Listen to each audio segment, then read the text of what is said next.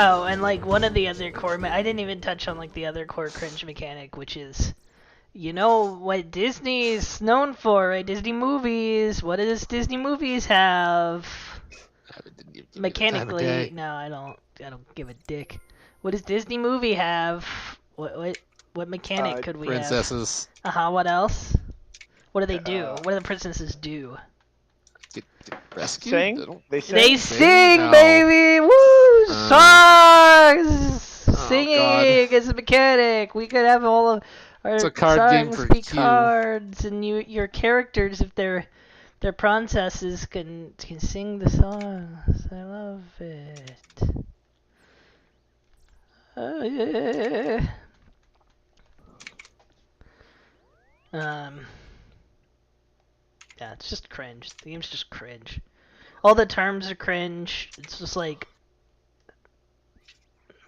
it'd be like if Magic just tried to use weasel words for all of its mechanics.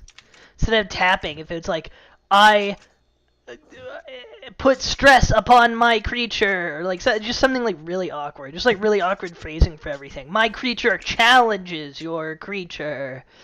It's like,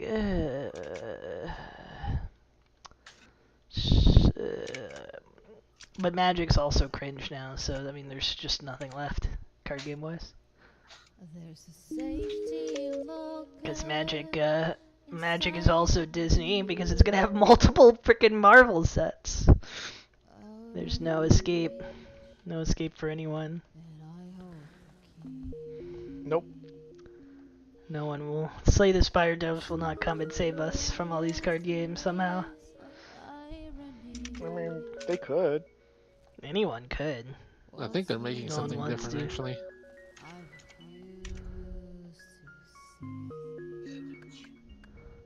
God, the IP. Every time I think about the IP Magic thing, it just makes me so angry. Of like, just the fact that everybody's like, you should be thankful that other IPs are coming to Magic because it brings in new players. It's like, Wrong. just like no one wants other IPs in their everything.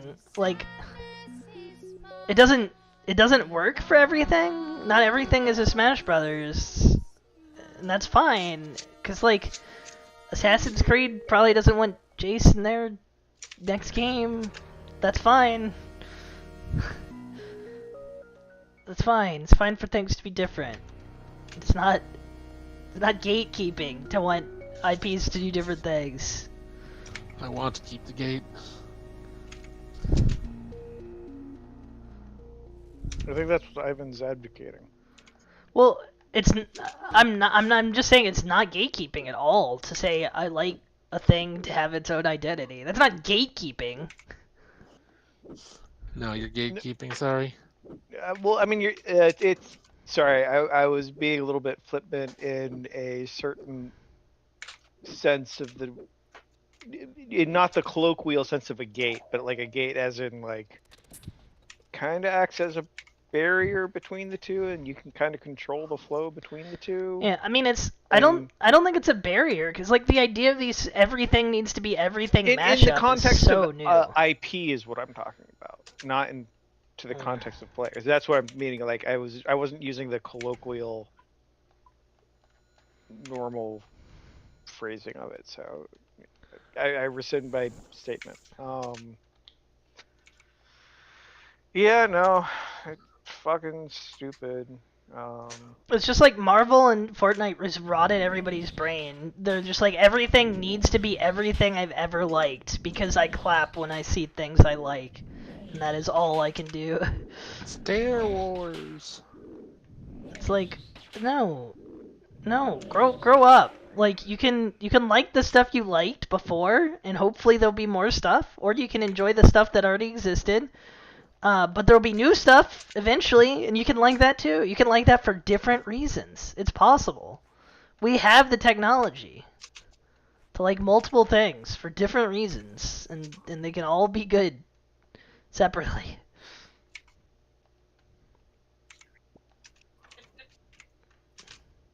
No, I need one lifestyle product to consume. Yeah, I need one thing to define everything I like. One super sanitized clean. Well, it doesn't have to be sanitized Unob- or clean. It just has to contain everything.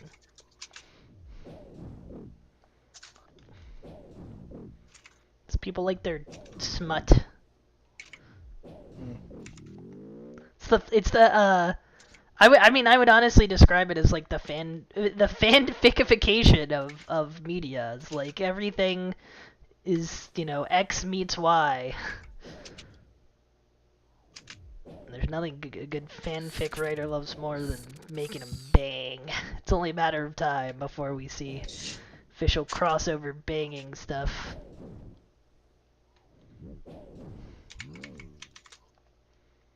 Hmm.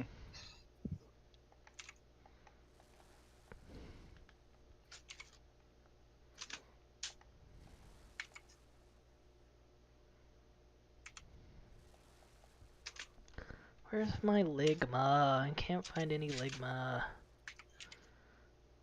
Mom, my Ligma's missing. We have Ligma at home. I wish. I need to find the Ligma at home. But I can't. I cannot find it.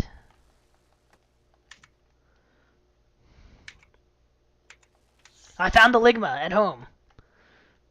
It was at work. That's not home, unless you're me. Well, got bad news. Oh no, I am you. I'm sorry. Yeah, you should apologize to me.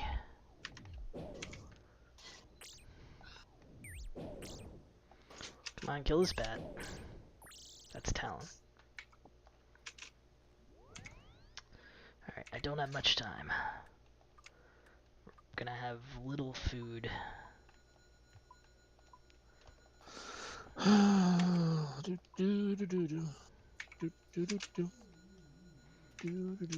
Grab food, quick.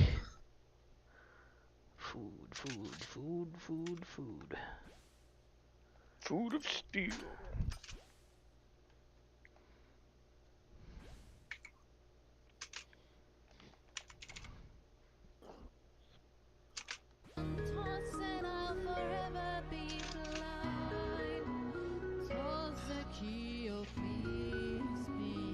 Okay, I have more time than I thought.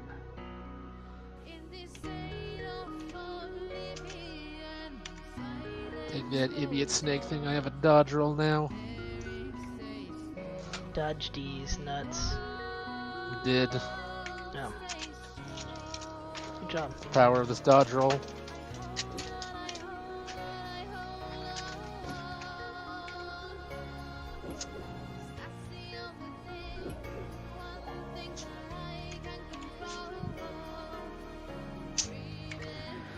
Okay, that's a decent amount of food. Got plenty of time.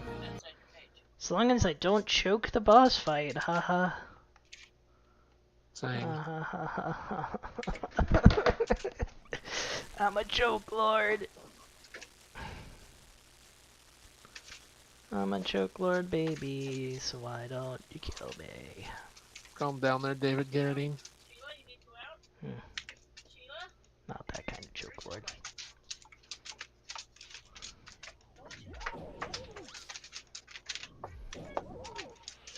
No, Bruce, no. Leave her alone. 2, 1, mage.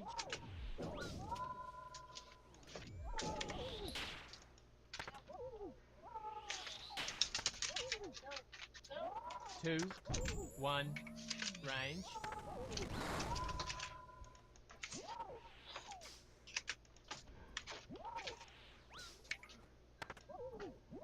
2, 1, mage.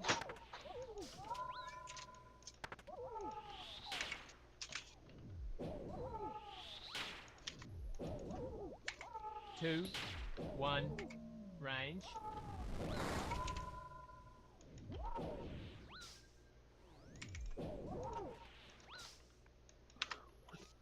2, 1, mage.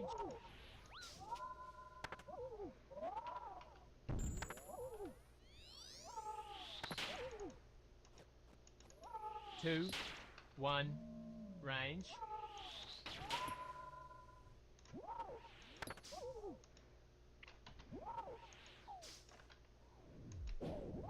2, 1, mage.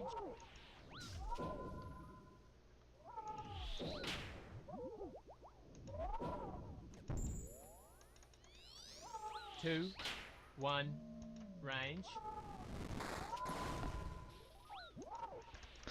That's so freaking stupid.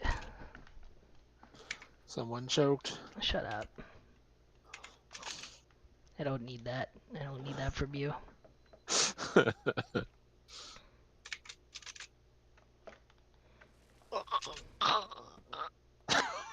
Okay, that's just weird. Tom got it. I mean, I get it. It's just weird. Don't make those noises. It's weird.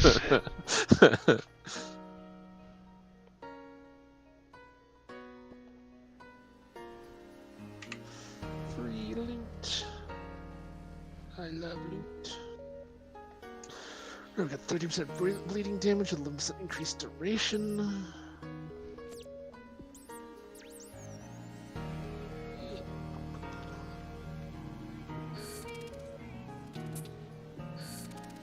Sucks. Man, do I want this second goober? This guy's addicted to backpacks.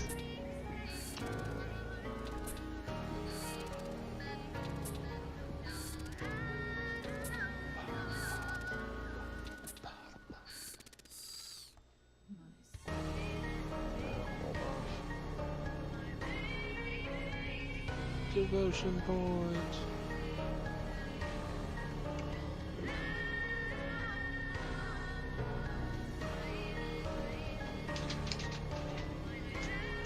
No, Bruce.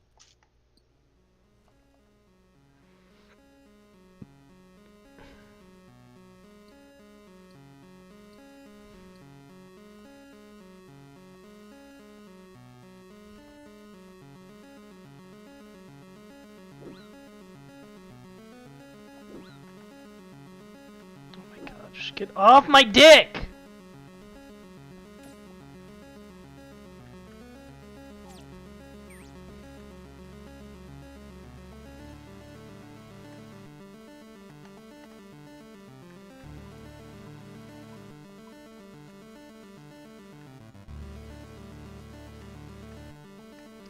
I don't want to use the melee weapon. I'm too bad for it.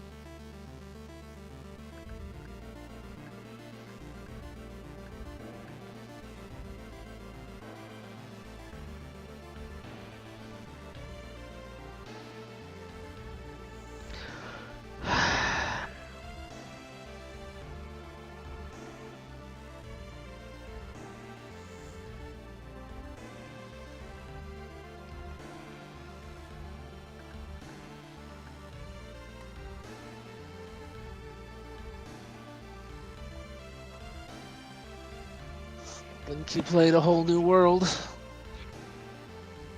What? so he could sing a whole new world. This is the worst timeline. Do you think competitive Disney tournaments will have to pause the timer so they can sing the songs when they play the cards? Yes.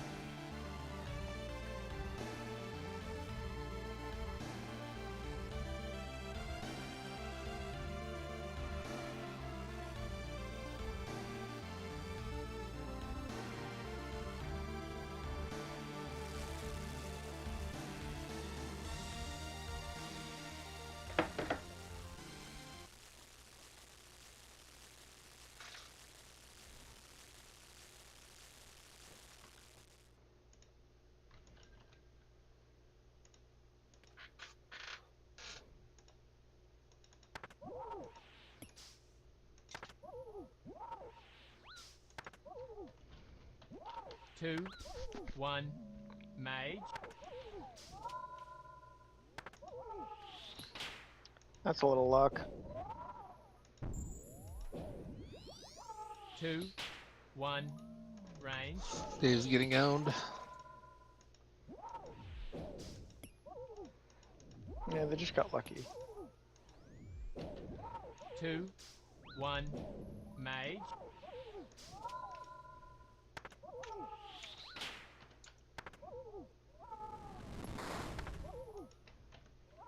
2, 1, range.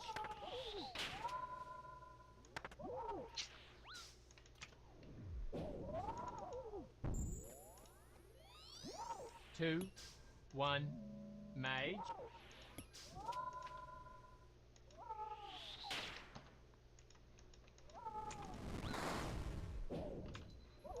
2, Oh my 1, god, dude. range.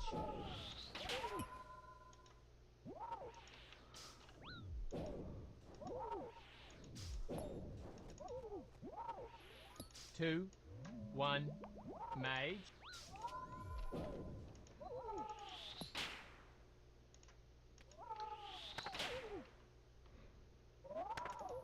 2, 1, range.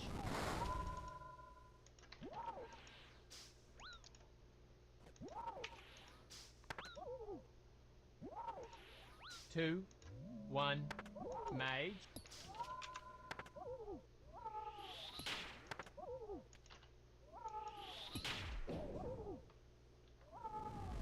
2, 1, range.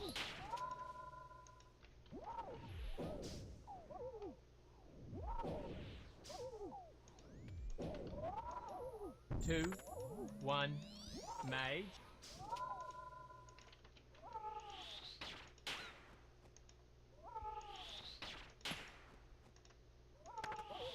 2, 1, range.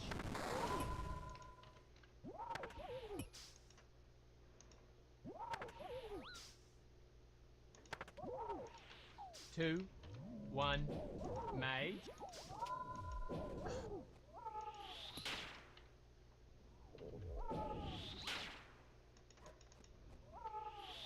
2, 1, range.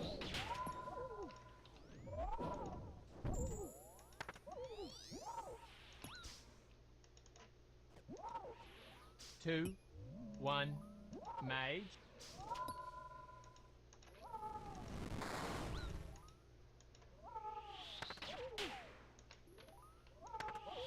2, 1, range.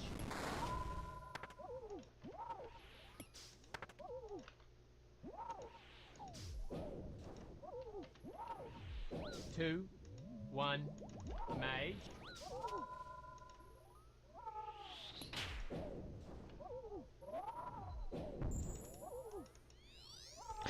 Get 2, it off! 1, Frickin'. range.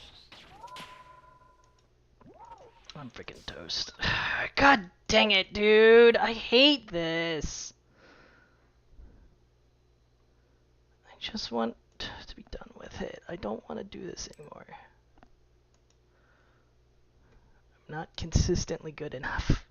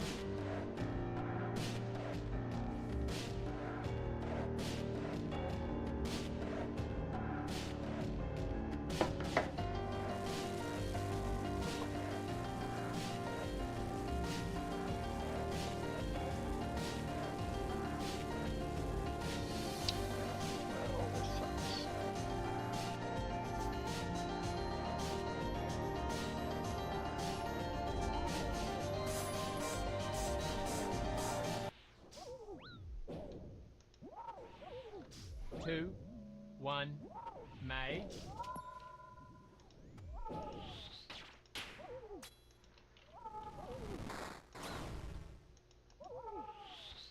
2 1 range.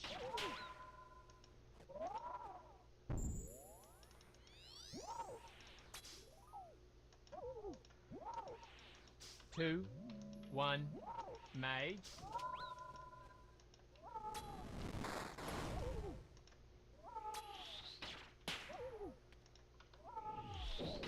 2 1 range.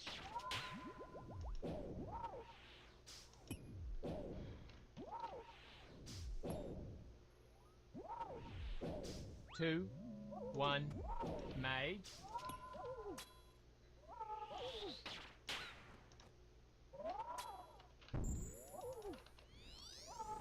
2 1 range.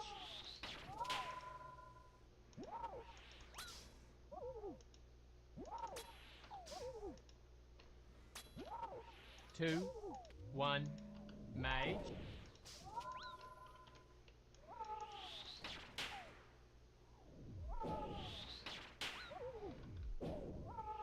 2 1 range.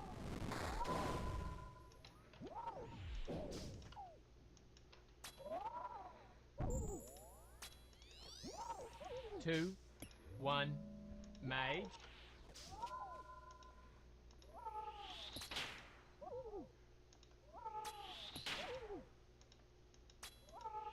2 1 range.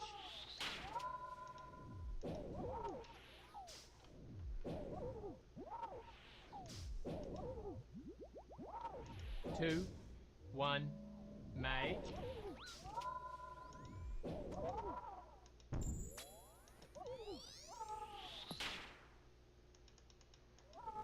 2 1 range.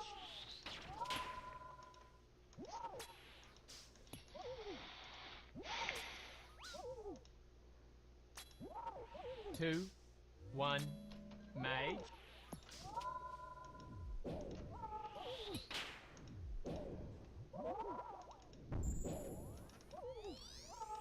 2 1 range.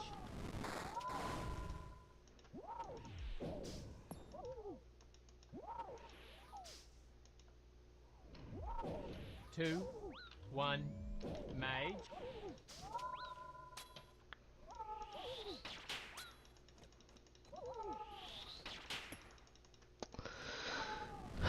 This is gonna be another 1 loss, man. range. I can already tell I don't have enough food. Because I'm not hitting him at all. I'm having so much fun. 2 1 mage.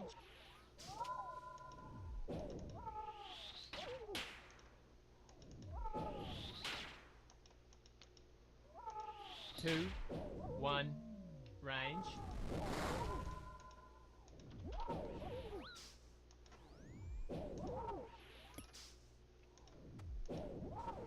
2 1 mage.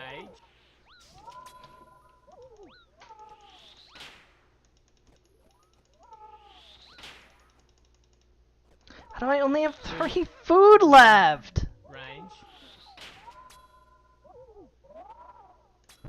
Oh my god. 2 1 mage.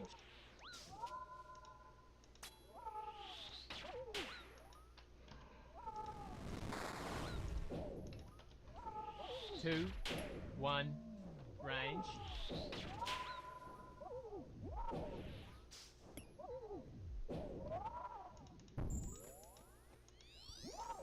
2 1 mage.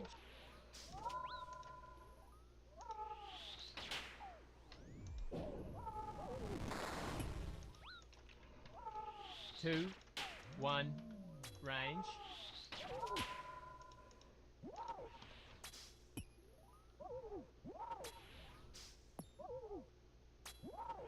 2 1 mage.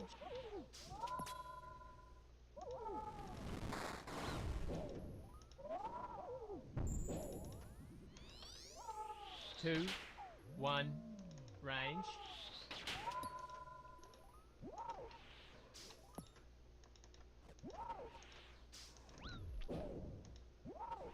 Oh my Two, gosh, freaking die, one. thank you.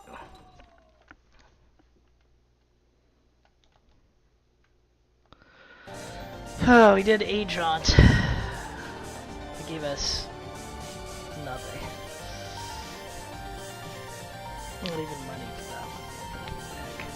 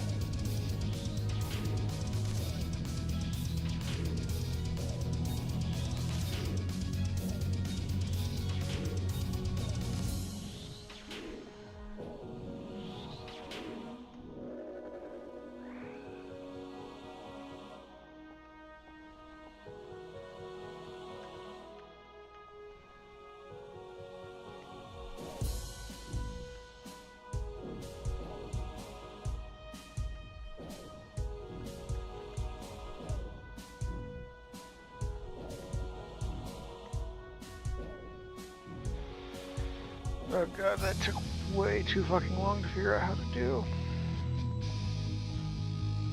I'm still a book short.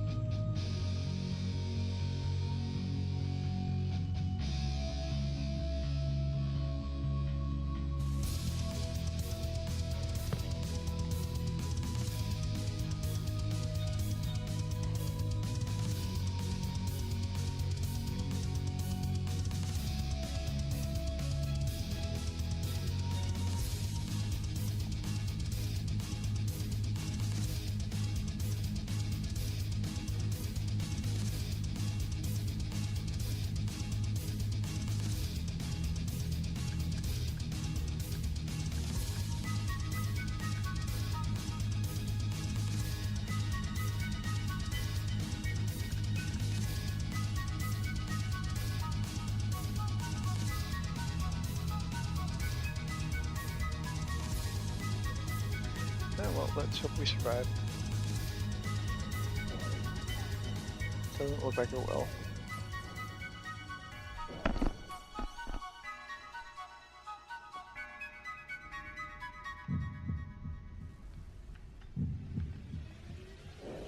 believe it.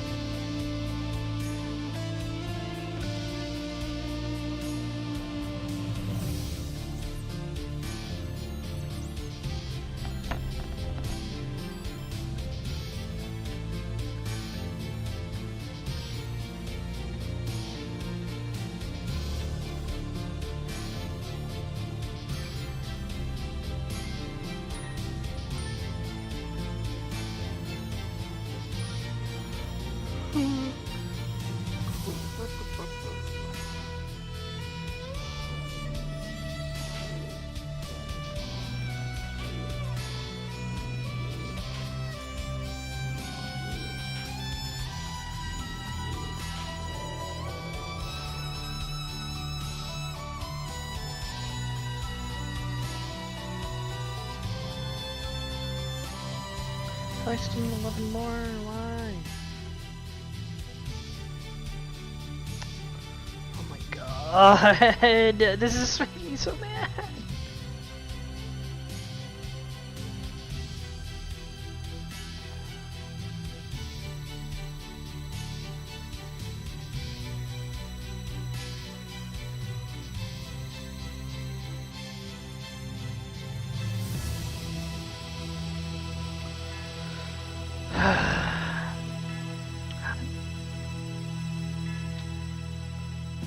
Whatever, frick.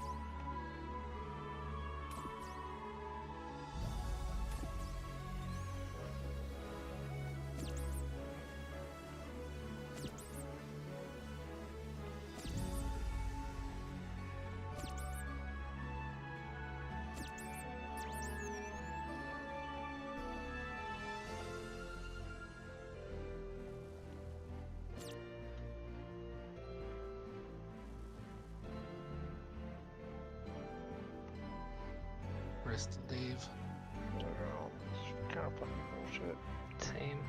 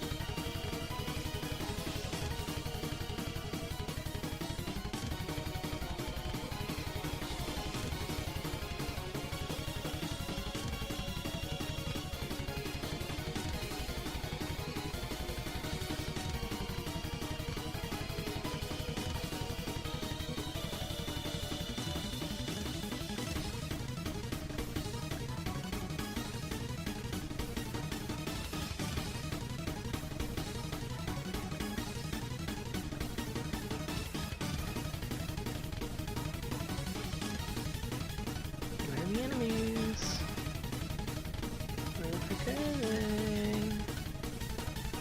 This is very bad.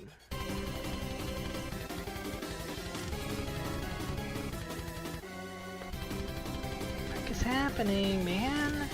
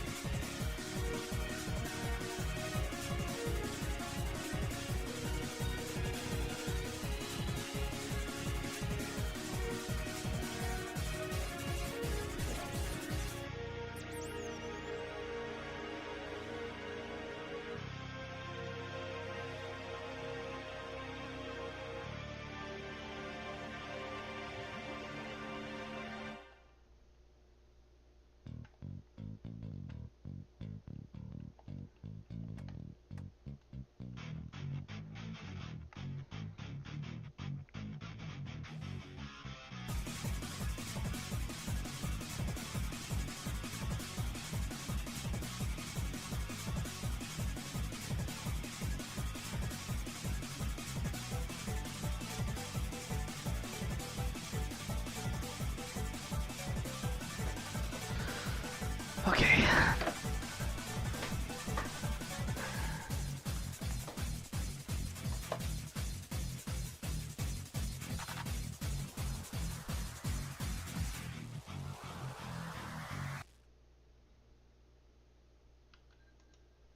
Oops. I'll pause.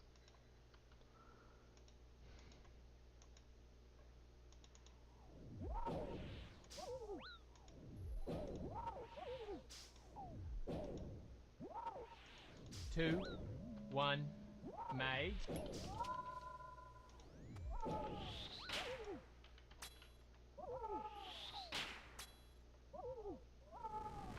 Two, one, range.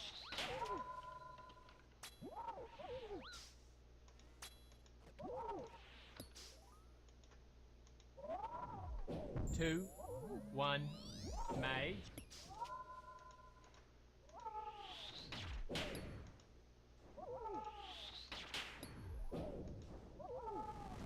Two, one, range.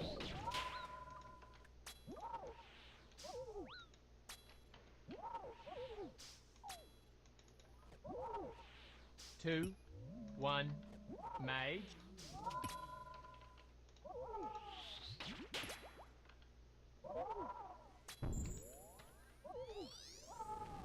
2, 1, range.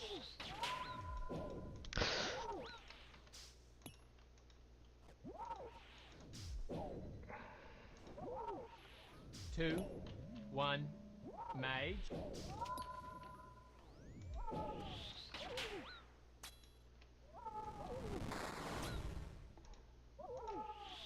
2, 1, range.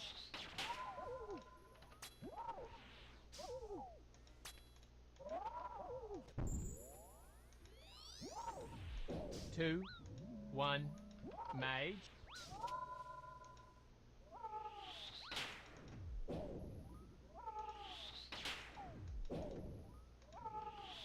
2, 1, range.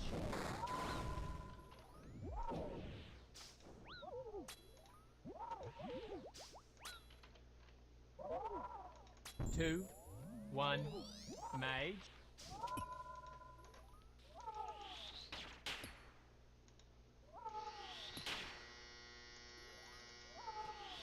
2, 1, range.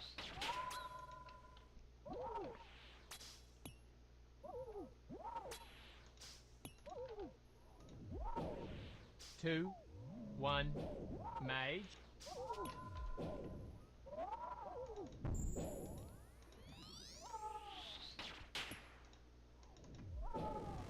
2, 1, range.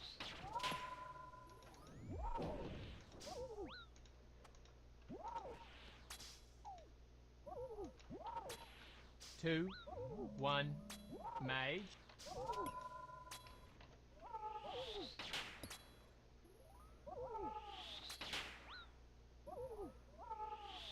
2, 1, range.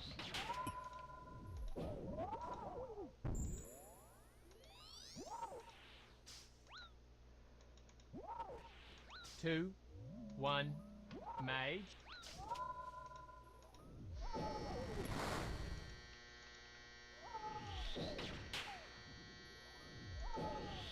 2, 1, range.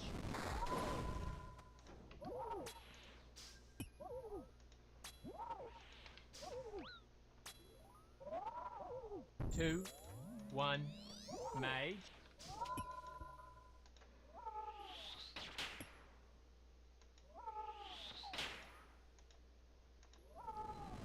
2, 1, range.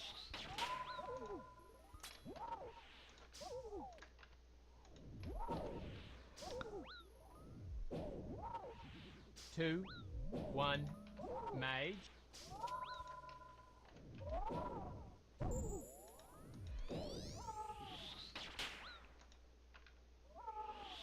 2, 1, range.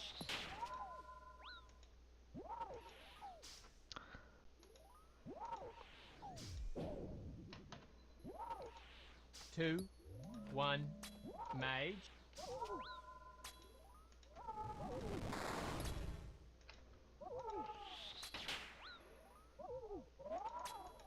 2, 1, range.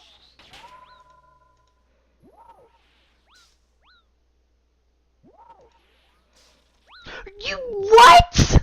I was moving! That's so bad! There's no way that should have hit me. I was literally moving.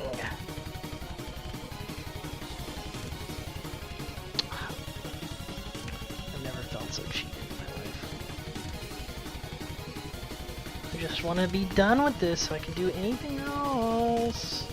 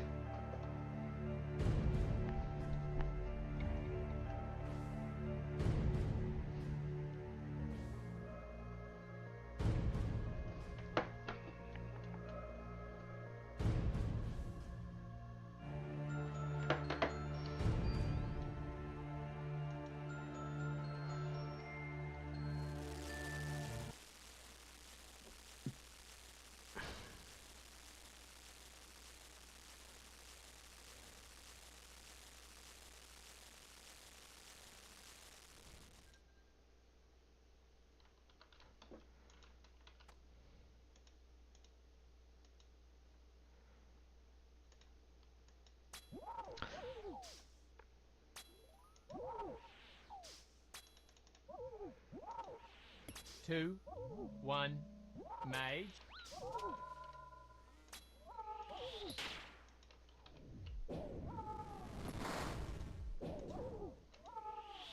Two, one, range.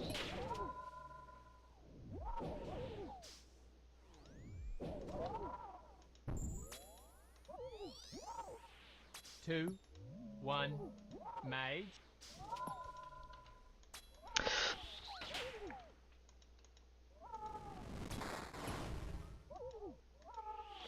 Two, one, range.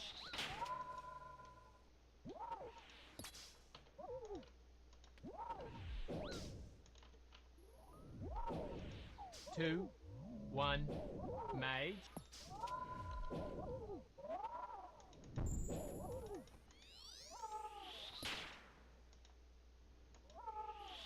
Two, one, range.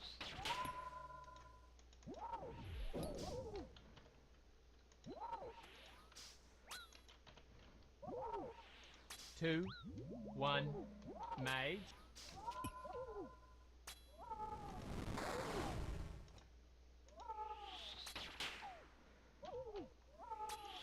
Two, one, range.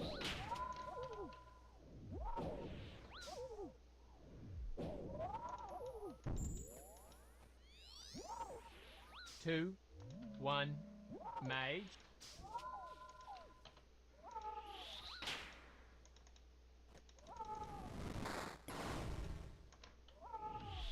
Two, one, range.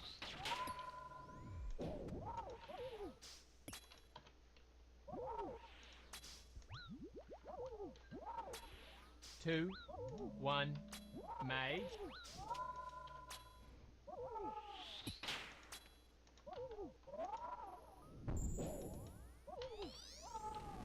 Two, one, range.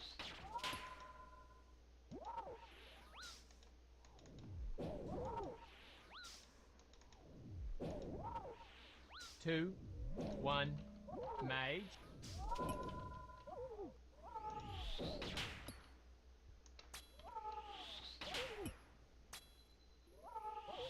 Two, one, range.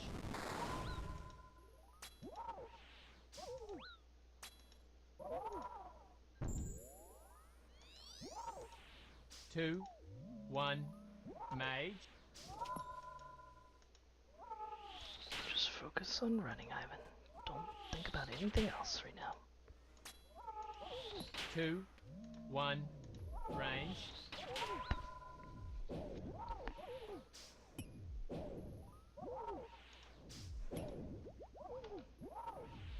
Two, one, mage.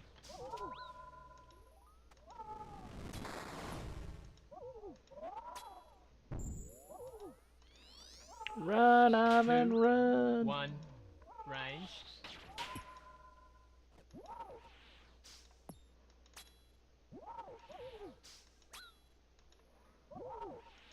Two, one, mage.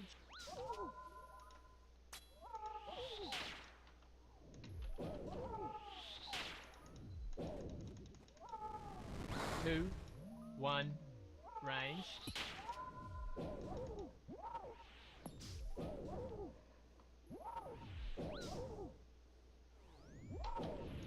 Two, You bastard, just one, die. mage. Alright, that was clean. That was clean.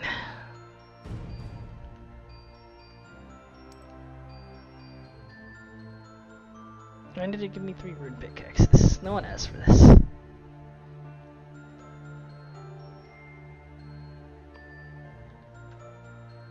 Talon asked for this.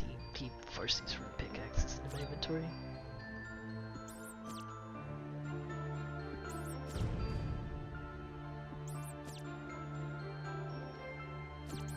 Take these. That's what you said, yeah.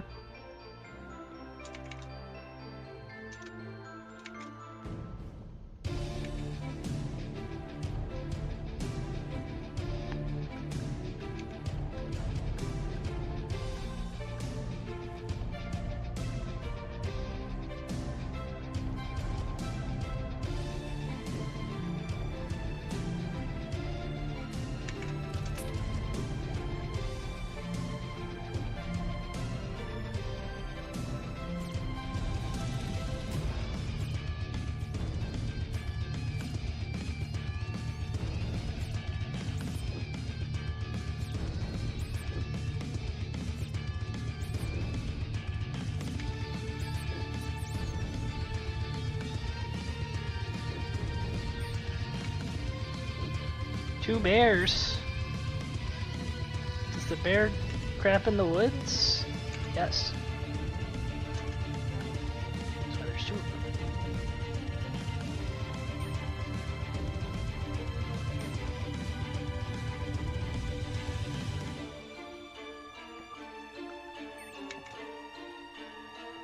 Alright, well, I'm gonna head to bed. Good night, See Jess. ya. Yeah.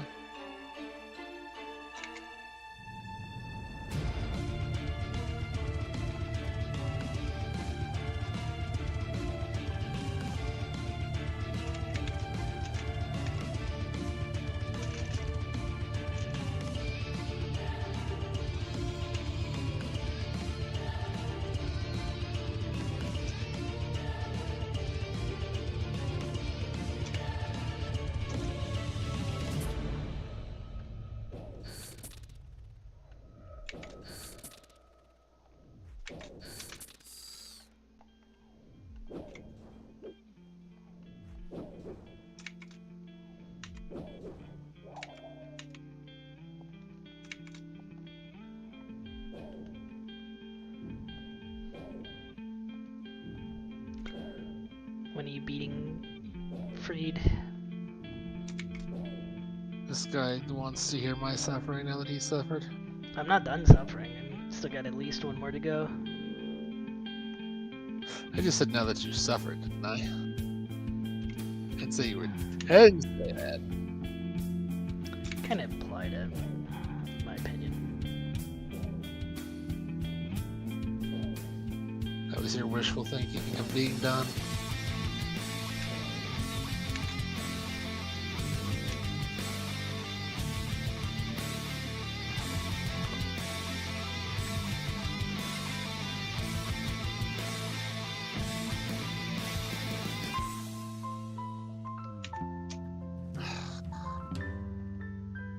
Same.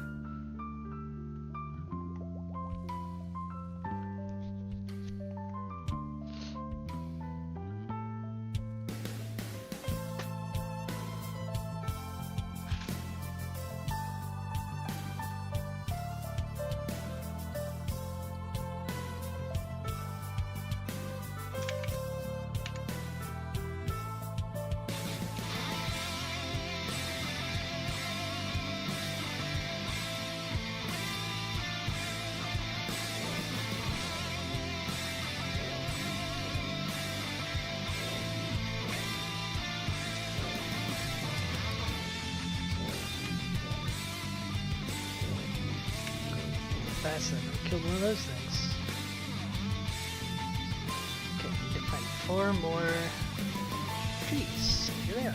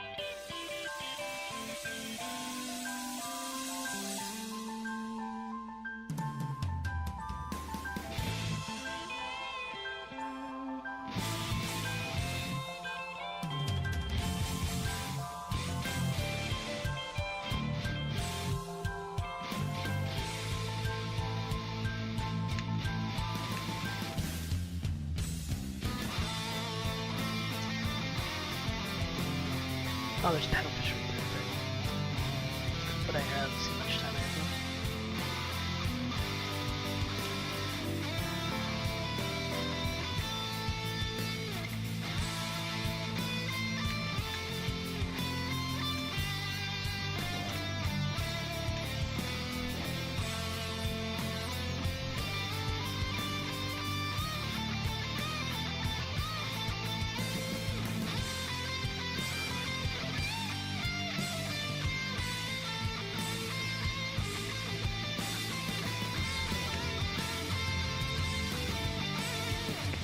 Just get this much food. I don't really want to, but whatever, I guess. Freaking dumb, man.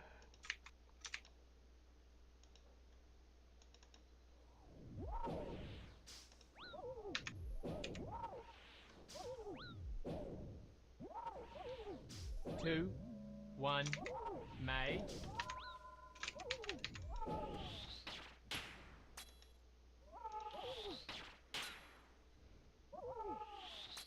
Two, one, range.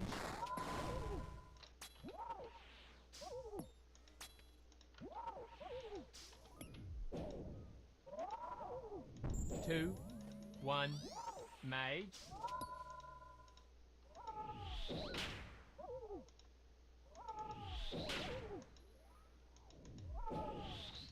Two, one, range.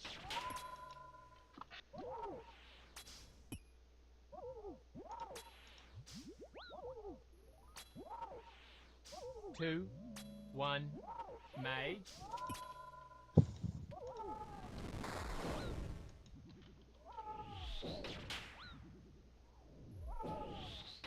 Two, one, range.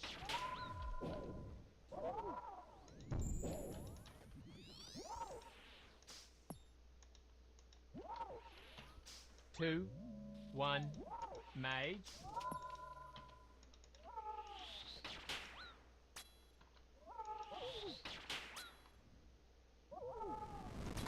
Two, one, range.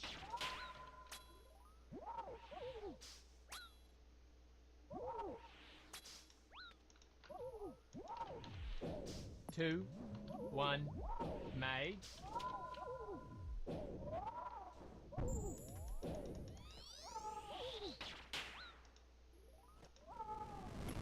Two, one, range.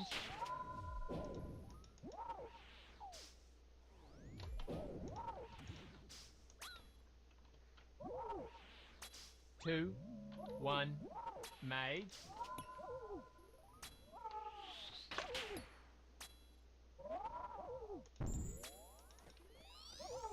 Really? Two, one, range.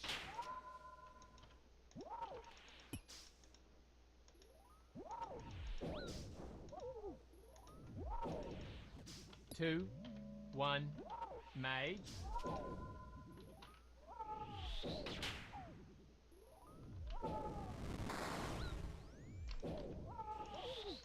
Two, one, range.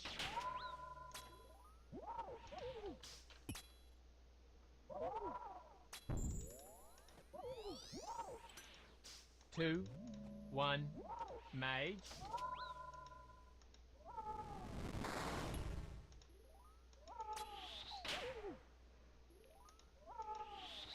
Two, one, range.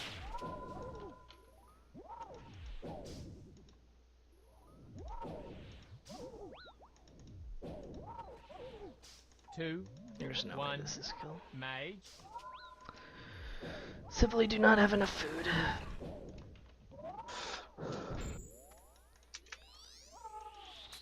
Two, one, range.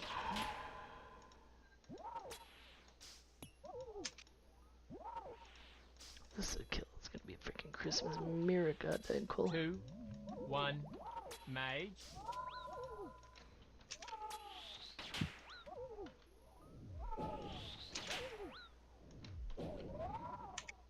Two, one, range.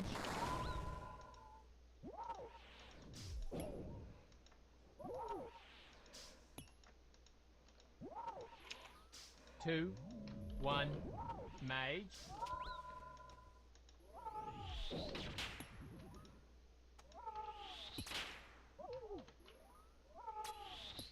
2, 1, range.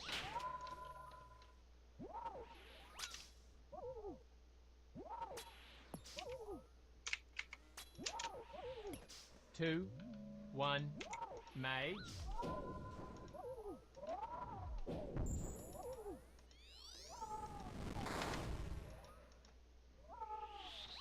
2, 1, range.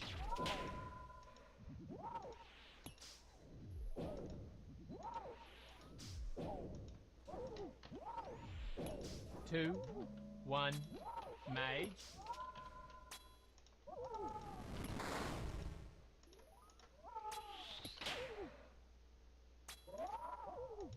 2, 1, range.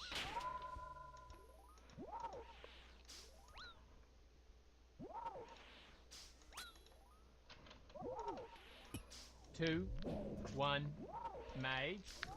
Frick.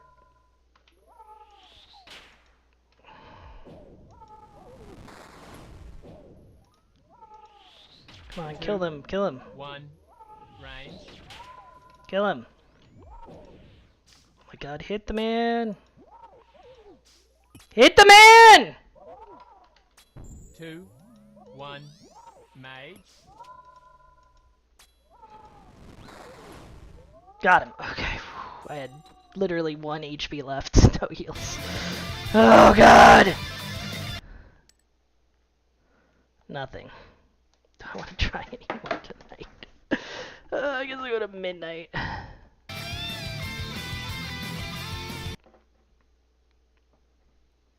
There's a safety locker inside of me.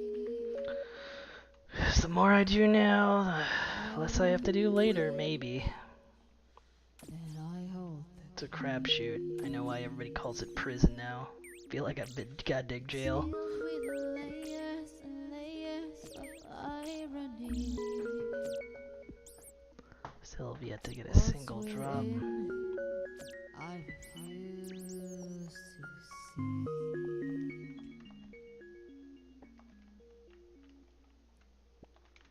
I hold on, I hold on, I hold on. 'Cause that's the only thing, the one thing that I can control.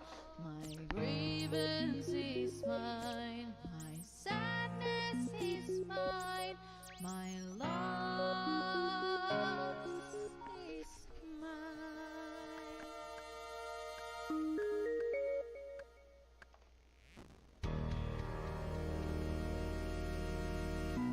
One toss and I'll forever be blind. In the gauntlet. Toss the One- Kyo, please be kind. One drop and I'll forever be blind. Oh, don't give me the Bowfa. Please be kind. Definitely RNG. I don't want the 1 out of 400 drop. Why would I want that? It's probably bad. One toss and I'll forever be blind. Toss the key, oh please be kind. In this state of oblivion, silence goes on. My bearing stays firm, my walls stay strong. I hold on, I hold on, I hold on. 'Cause that's the only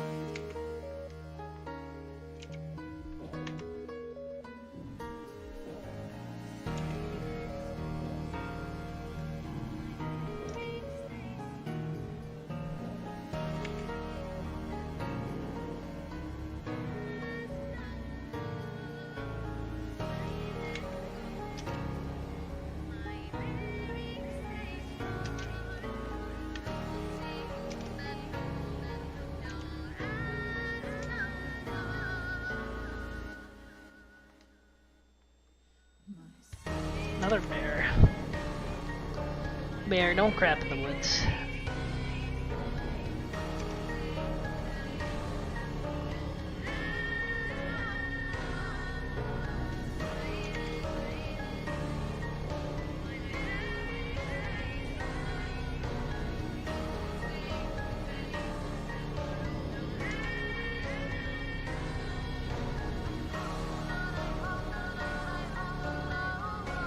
Dragon.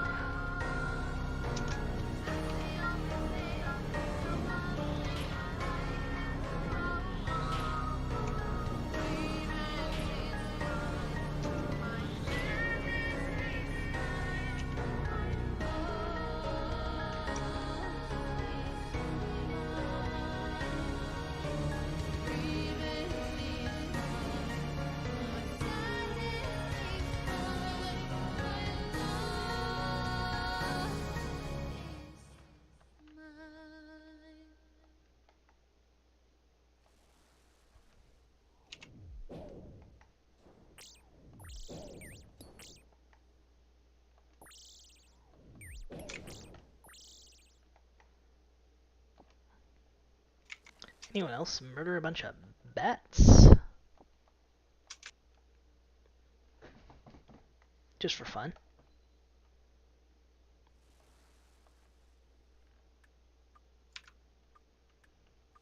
No. I did. They were asking for it.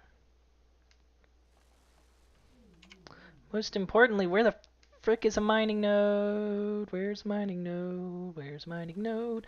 I need mining node right the frick now. Where the frick is the nodes? Where the goddamn heck are the nodes? Here they are. There's one at least. That's at least all I need.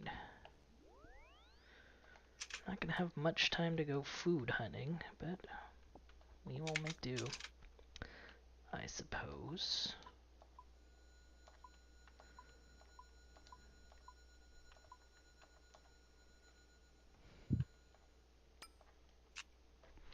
Oh, there's a billion food right around the start. Okay. Well, this should be fine then.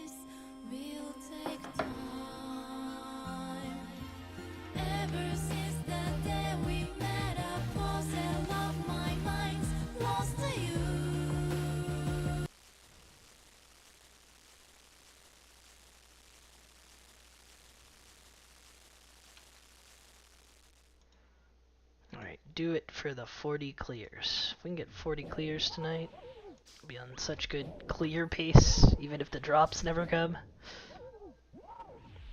2, 1, mage.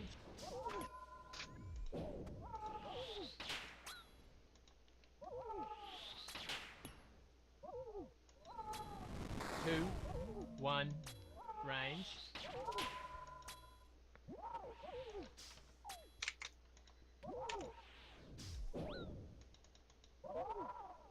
2, 1, mage.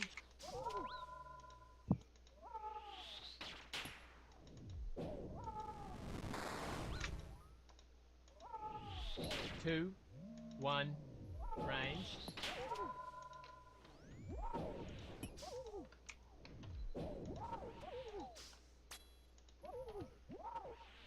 2, 1, mage.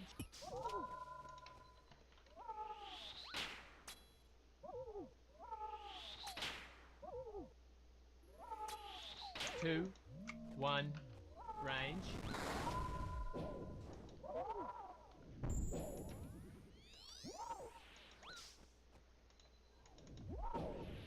2, 1, mage.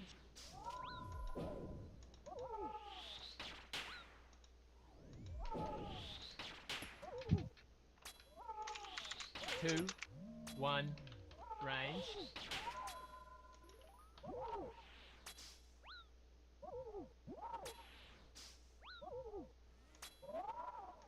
2, 1, mage.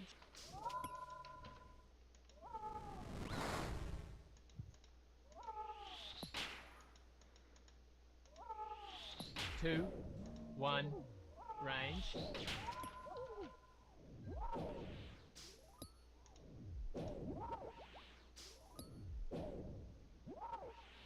2, 1, mage.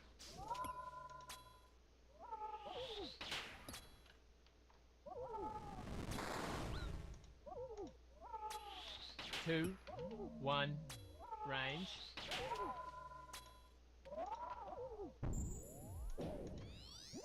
There's some freaking juicy hits.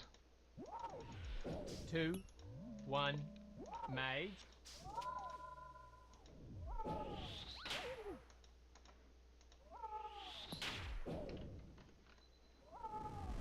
2, 1, range.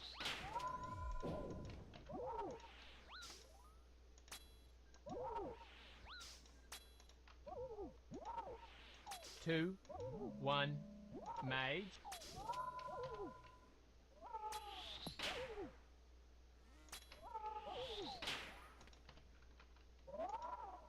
2, 1, range.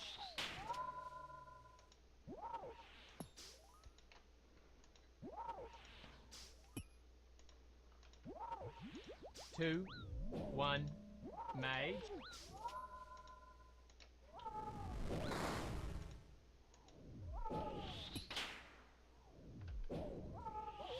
2, 1, range.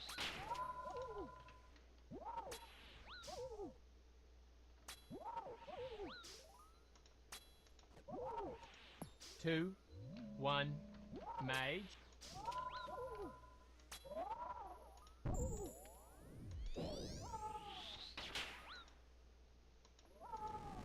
2, 1, range.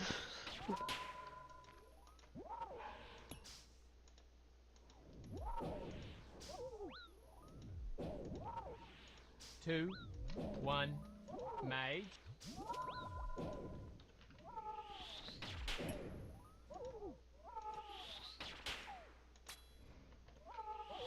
2, 1, range.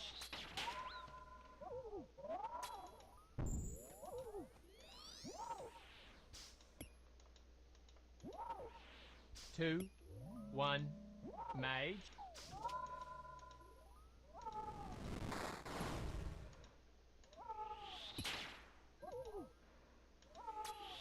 2, 1, range. I don't like being over here. Okay. There we go. Much better. 2, 1, mage.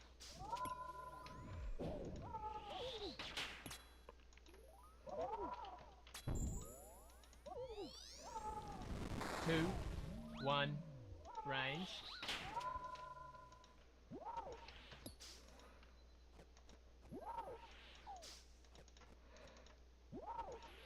2, 1, mage.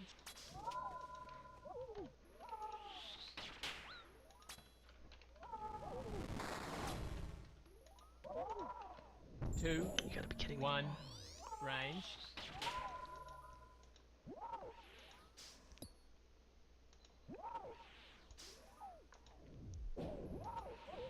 2, 1, mage.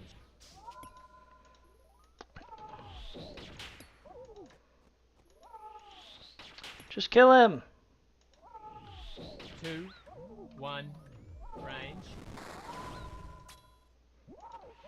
Alright, easy clear. Easy clap.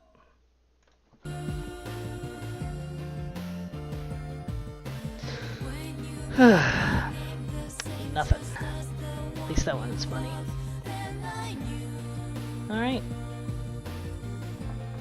could be clear number 14. And then we'll cry at nothing.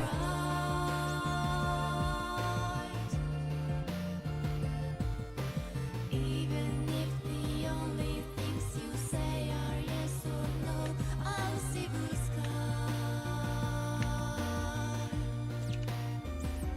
So with the final time, shall I say my line?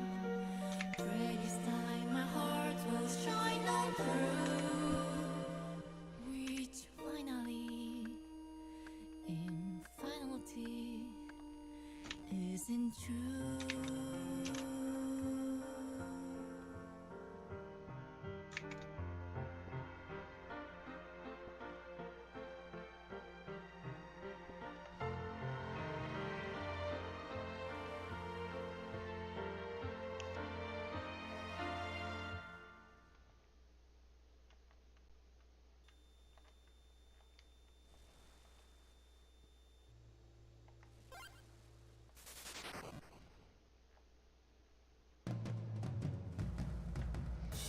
Since I laid my eyes on you, skies have been the bluest blue. Now that everything is breaking, let me say the same thing one more time. How you do and where you've been and why you never call, say it all.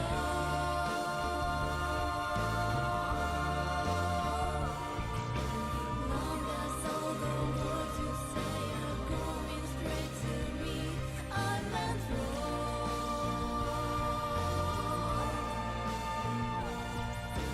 Feelings flowing out across the screen until the battery runs dry.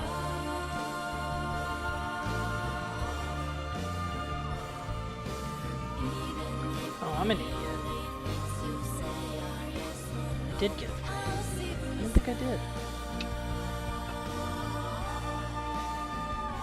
So with the final time, shall I change my line? Bear it all and cry and show the truth.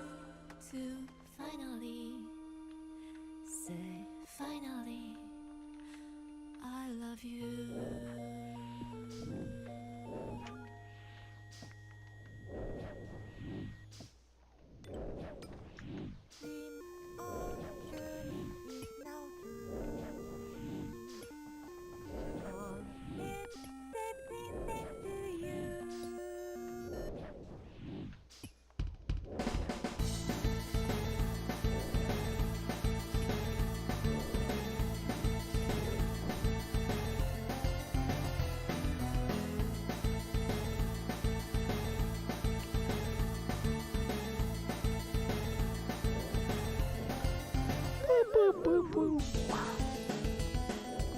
Yeah, I was thinking about Deltarune earlier today.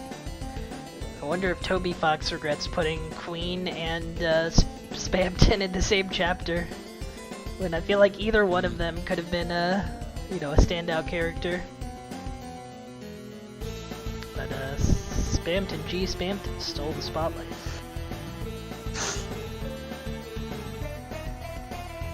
Queen's not exactly a big shot. It was not our chance to be a big shot.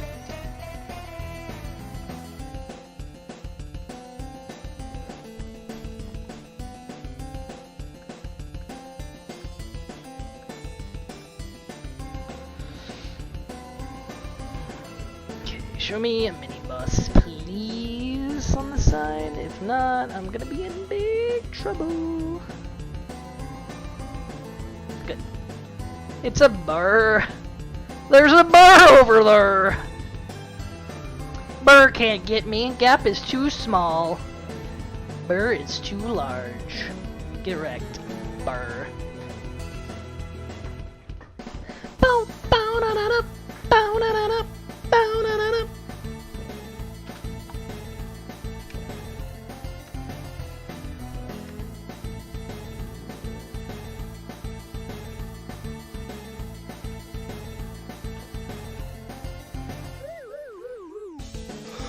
Just need, excellent, a fox.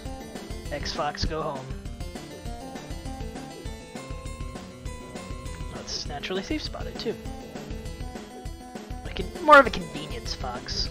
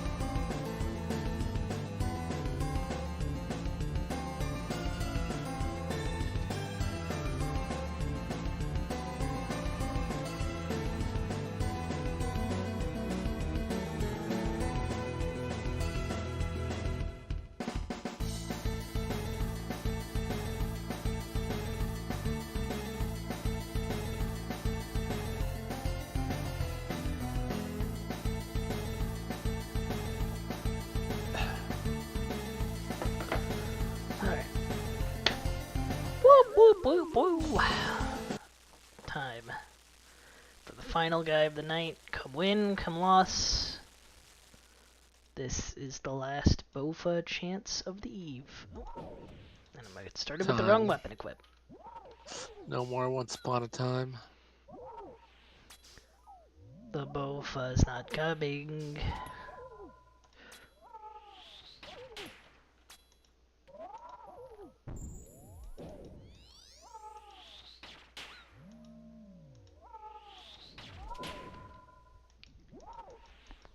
Hello? Move.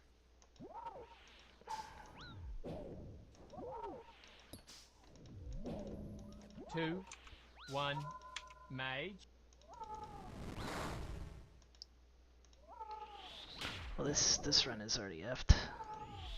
Two, Only a little bit. one, range.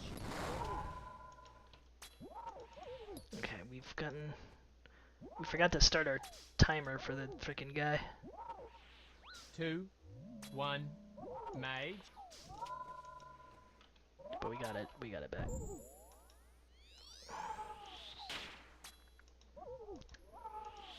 Two, one, range.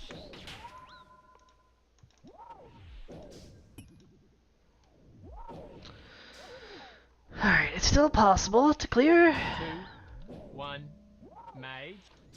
We just made a little oopsie whoopsie at the start. Sometimes you make some oopsies. Two, one, range.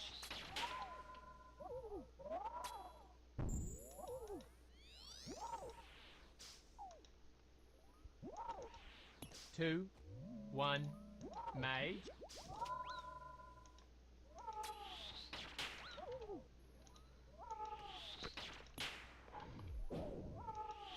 Two, Okay. one, range. Thought I made a mistake, but I apparently didn't.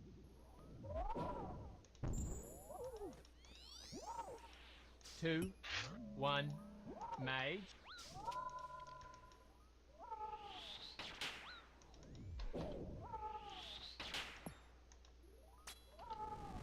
Two, one, range.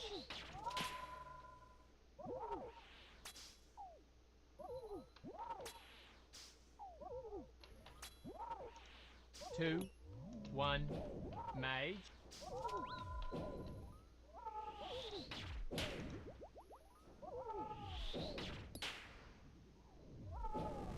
Two, one, range. Get off.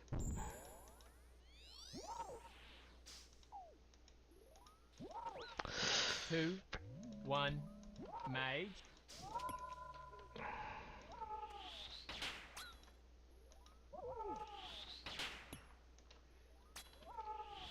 Two, one, range. I don't really like how he's positioned. He's kind of like in the way. 2, 1, mage.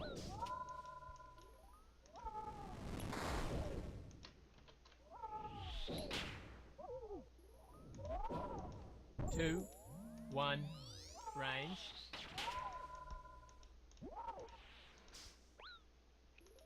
Really like if these guys grouped up, please. Thank you. 2, 1, mage.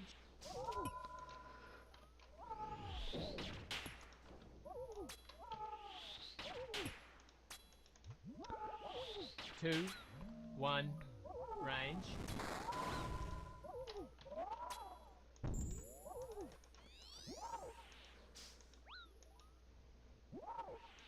2, 1, mage. No! Okay, we're alive. 2, 1, range.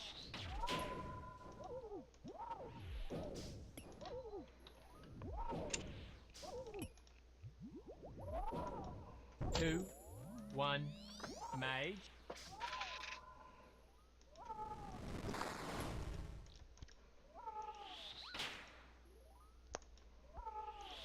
2, 1, range.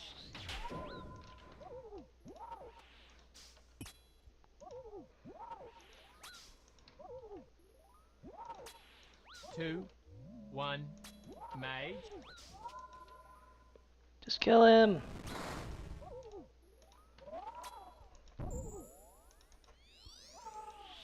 2, 1, range.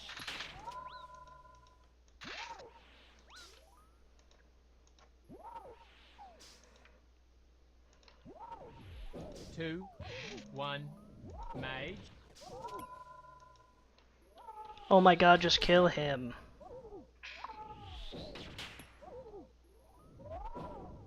2, Okay, 1. got him.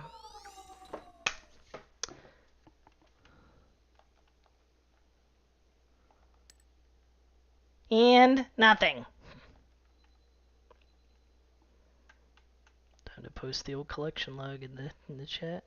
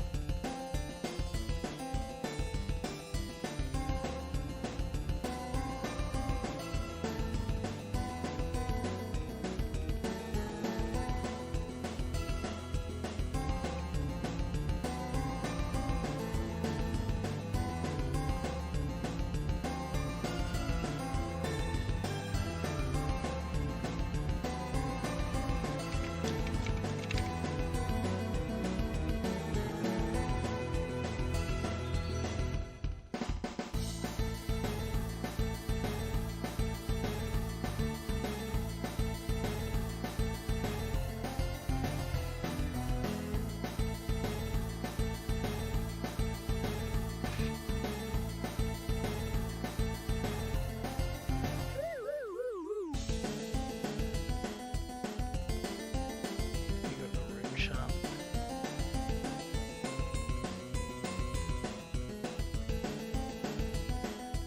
Alright, Effa, sell me some runes.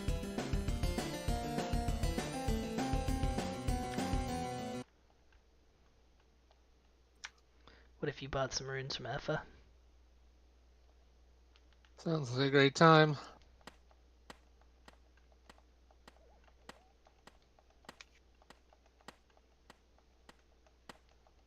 But she said Effa it.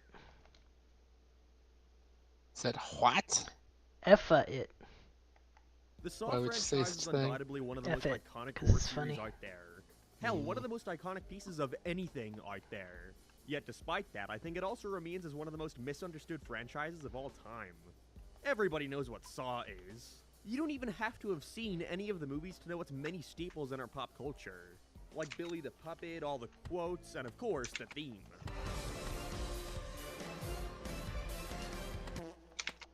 And that's because the series was not only advertised everywhere for the 7 years it was consistently put in theaters, but also because for decades it's been parodied, joked about, and most importantly, ridiculed.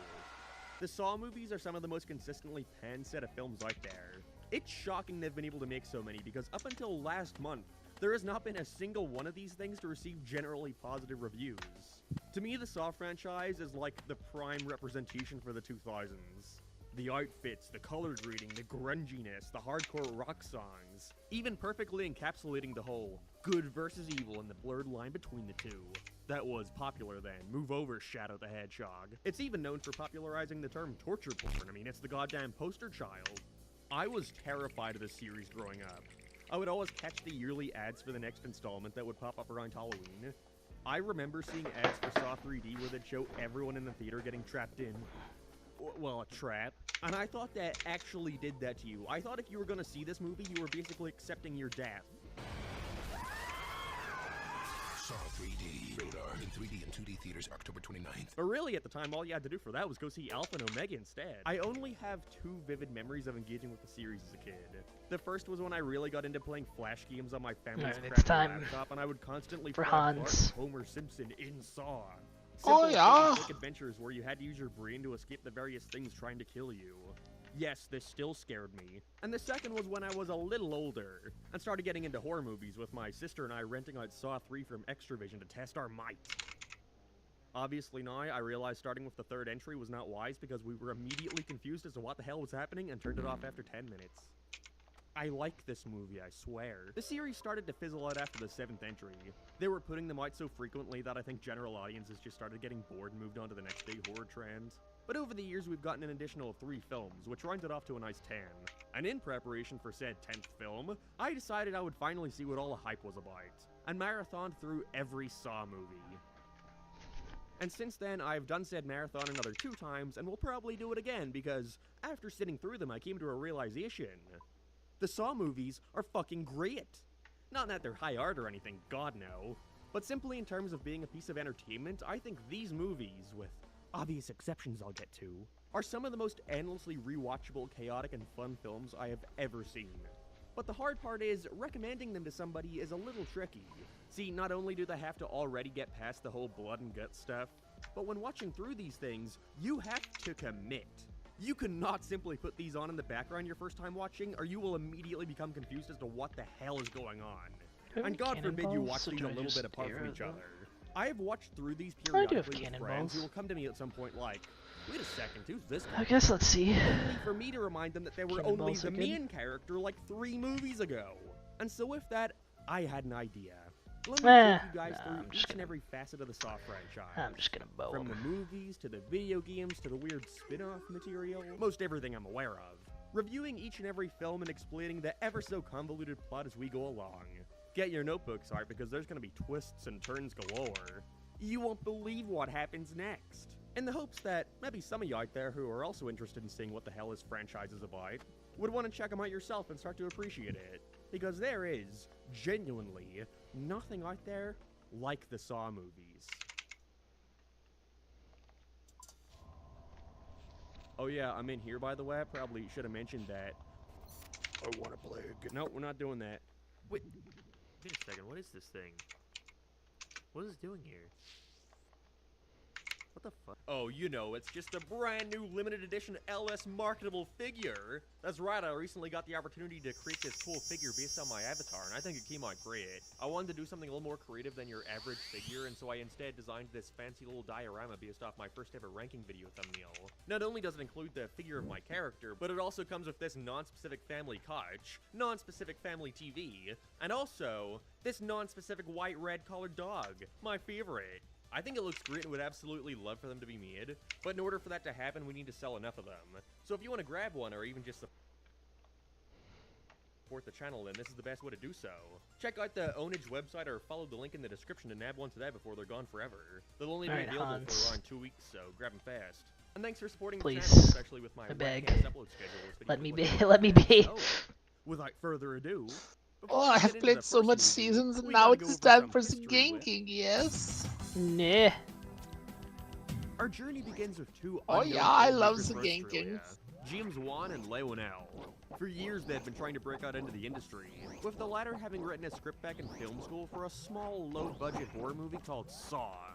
Knowing they had next to no chance of getting the film produced in their home country, the two set out to the grand city of Los Angeles to see if any bigwig Hollywood producers would be interested in funding their dream project. Now, of course, they didn't just want to show up with their dicks in their hands, and so before going over, the two gathered whatever help and funding they could and put together a short 11-minute clip, pretty much a sizzle reel, to show what kind of movie they wanted to make, which is now referred frick. to as Saw I'm an the idiot. Short Film. I forgot to go on the right spell book. Well, that was dumb. Good first trip. By me, I gotta manage this somewhat. And thankfully, we don't have much to cover with it because it is short and sweet. All you gotta get past are the Australians who, by God, are trying their damn best to do American accents. David, put that out. I am. They're coming with me, and I'm on my way out. Now, if any of you have seen the original Saw movie, this short should be pretty familiar to you. And that's because all they really did here was take a section of their movie script, take it out of the movie, and tried their best to turn it into a standalone scene.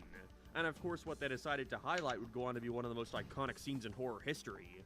Basically, you got this guy, this is Leonel, funnily enough, playing the main character, and he's walking out of the hospital he works at, with one of the nurses telling him to put out a cigarette, to which he aptly replies, "Yeah, well, living's overrated."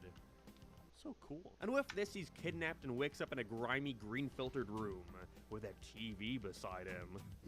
Hello, David. You don't know me, but I know you. Where did his silly little head go after this? What the fuck? Our protagonist has found himself in what is called the reverse bear trap. See, normal bear traps clamp inwards. You can probably guess what this one does. Also, just as a heads up for later, I have to assume there are going to be some traps that I just cannot show you without YouTube getting on my ass about violence. So in preparation for that, anytime I want to talk about something I can't show you, I will instead draw a nice visual representation of what happens on this nifty whiteboard. Look, it's Jigsaw. I mean, Billy, fuck. Guy's got a minute to retrieve a key from the stomach of the man laying on the floor next to him, or else he dies. I would be worried as to whether or not he makes it, but considering the scene is constantly interrupted with him later recounting the situation to the police, I can already assume what has happened.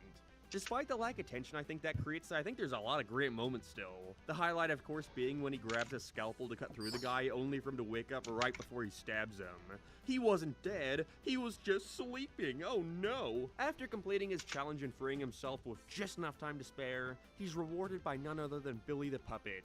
One of the most well-known horror villains of all time, yet I don't think he appears on screen for more than 2 minutes across the entire franchise. That's how you know he's cool. I don't even think any of these movies have given him a name. He's told that what he did shows how much he appreciates his life, something he can't say about so many people on Earth. Yeah, dude, that'll teach you to smoke cigarettes, you prick. And that's where the film ends. Followed up with a bad CGI shot of what would eventually become the main set of Saw 1, and a tease of who the mastermind behind this contraption was. This is a very well put together short. It's no wonder it got picked up so fast. On top of it just being very surreal to see all the elements introduced here that would later become series staples. Even the whole visual style isn't far off from the actual film. We even get to see the start of their obsession with these ultra fast-moving, spastic spinning shots around a character. I would say there's no real need for you to ever go back and watch this, considering, again, it is almost shot-for-shot recreated in the actual movie. But, if you want to see where the franchise got its start, I'd say it's worth checking out at least once. Alright guys, now that we have that little prelude out of the way, it's time to get into the meat of this. The cool, epic, gory meat. It is now time to go over every single Saw movie and a couple video games, I think. I don't know. I haven't decided yet. Just give me a break, okay? I've been very sick. So the initial idea for Saw came from one simple question. How do we make a movie using as little money as possible? Well, what if it all takes place in one room? And thus a billion-dollar franchise was born. Because of that, when viewed amongst the rest of the franchise, it's kind of hard for me to recommend the first Saw. It was clearly not written with an idea of where to take the series afterwards, and because of legal issues I'll get into later, the big question that you're left with after it ends doesn't even get acknowledged until, oh, I don't know, movie 7? I like it, don't get me wrong, but most everything I love about this franchise is pretty much absent here, or is so turned up to 11 later on that it honestly makes the first movie seem so tame in comparison. It's like really getting into a video game through the newer entrants, and then going back to the first one and realizing how bare it all feels. Like, why the hell can't Jigsaw spin dash in Saw 1? Fuck this.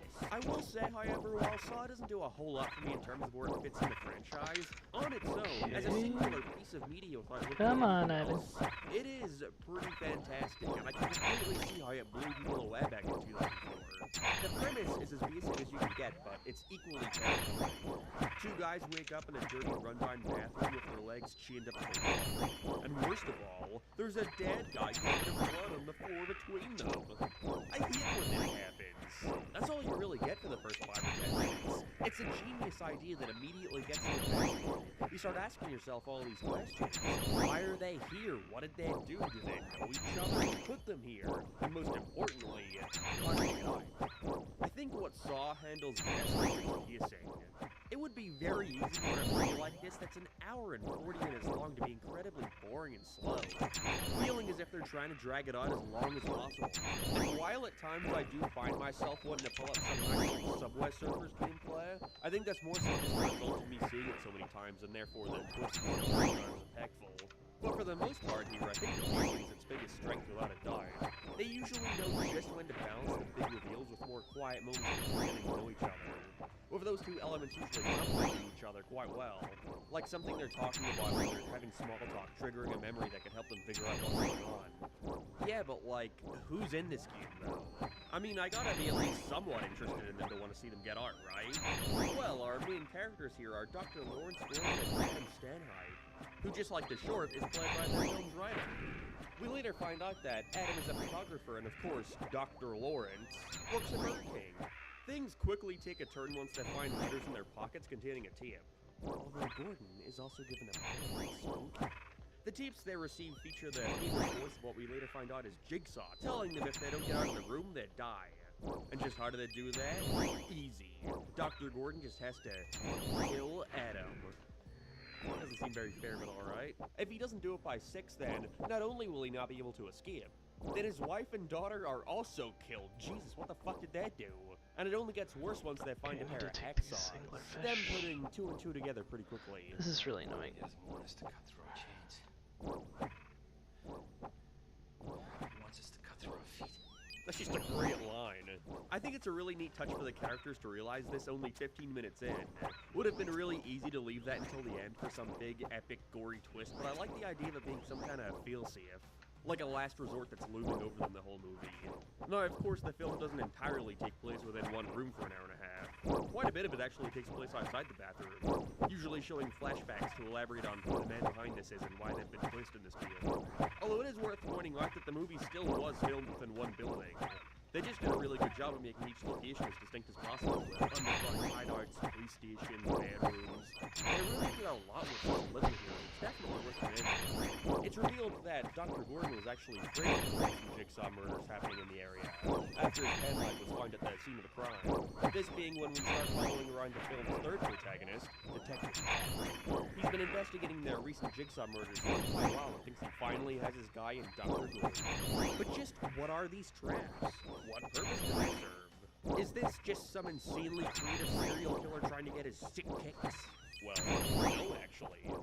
It would have been easy for them to pull that card and have it just be that, but Jigsaw is unique in that he's a horror movie mascot who doesn't set up to kill people. Kinda. That's what the movie said, but I'd argue otherwise. Like at one point, Detective Tap's partner, who is James Wan, doesn't have a clue for you. He gets shot by a shotgun trap while chasing the man behind all this time. He simply trips on a wire and bang!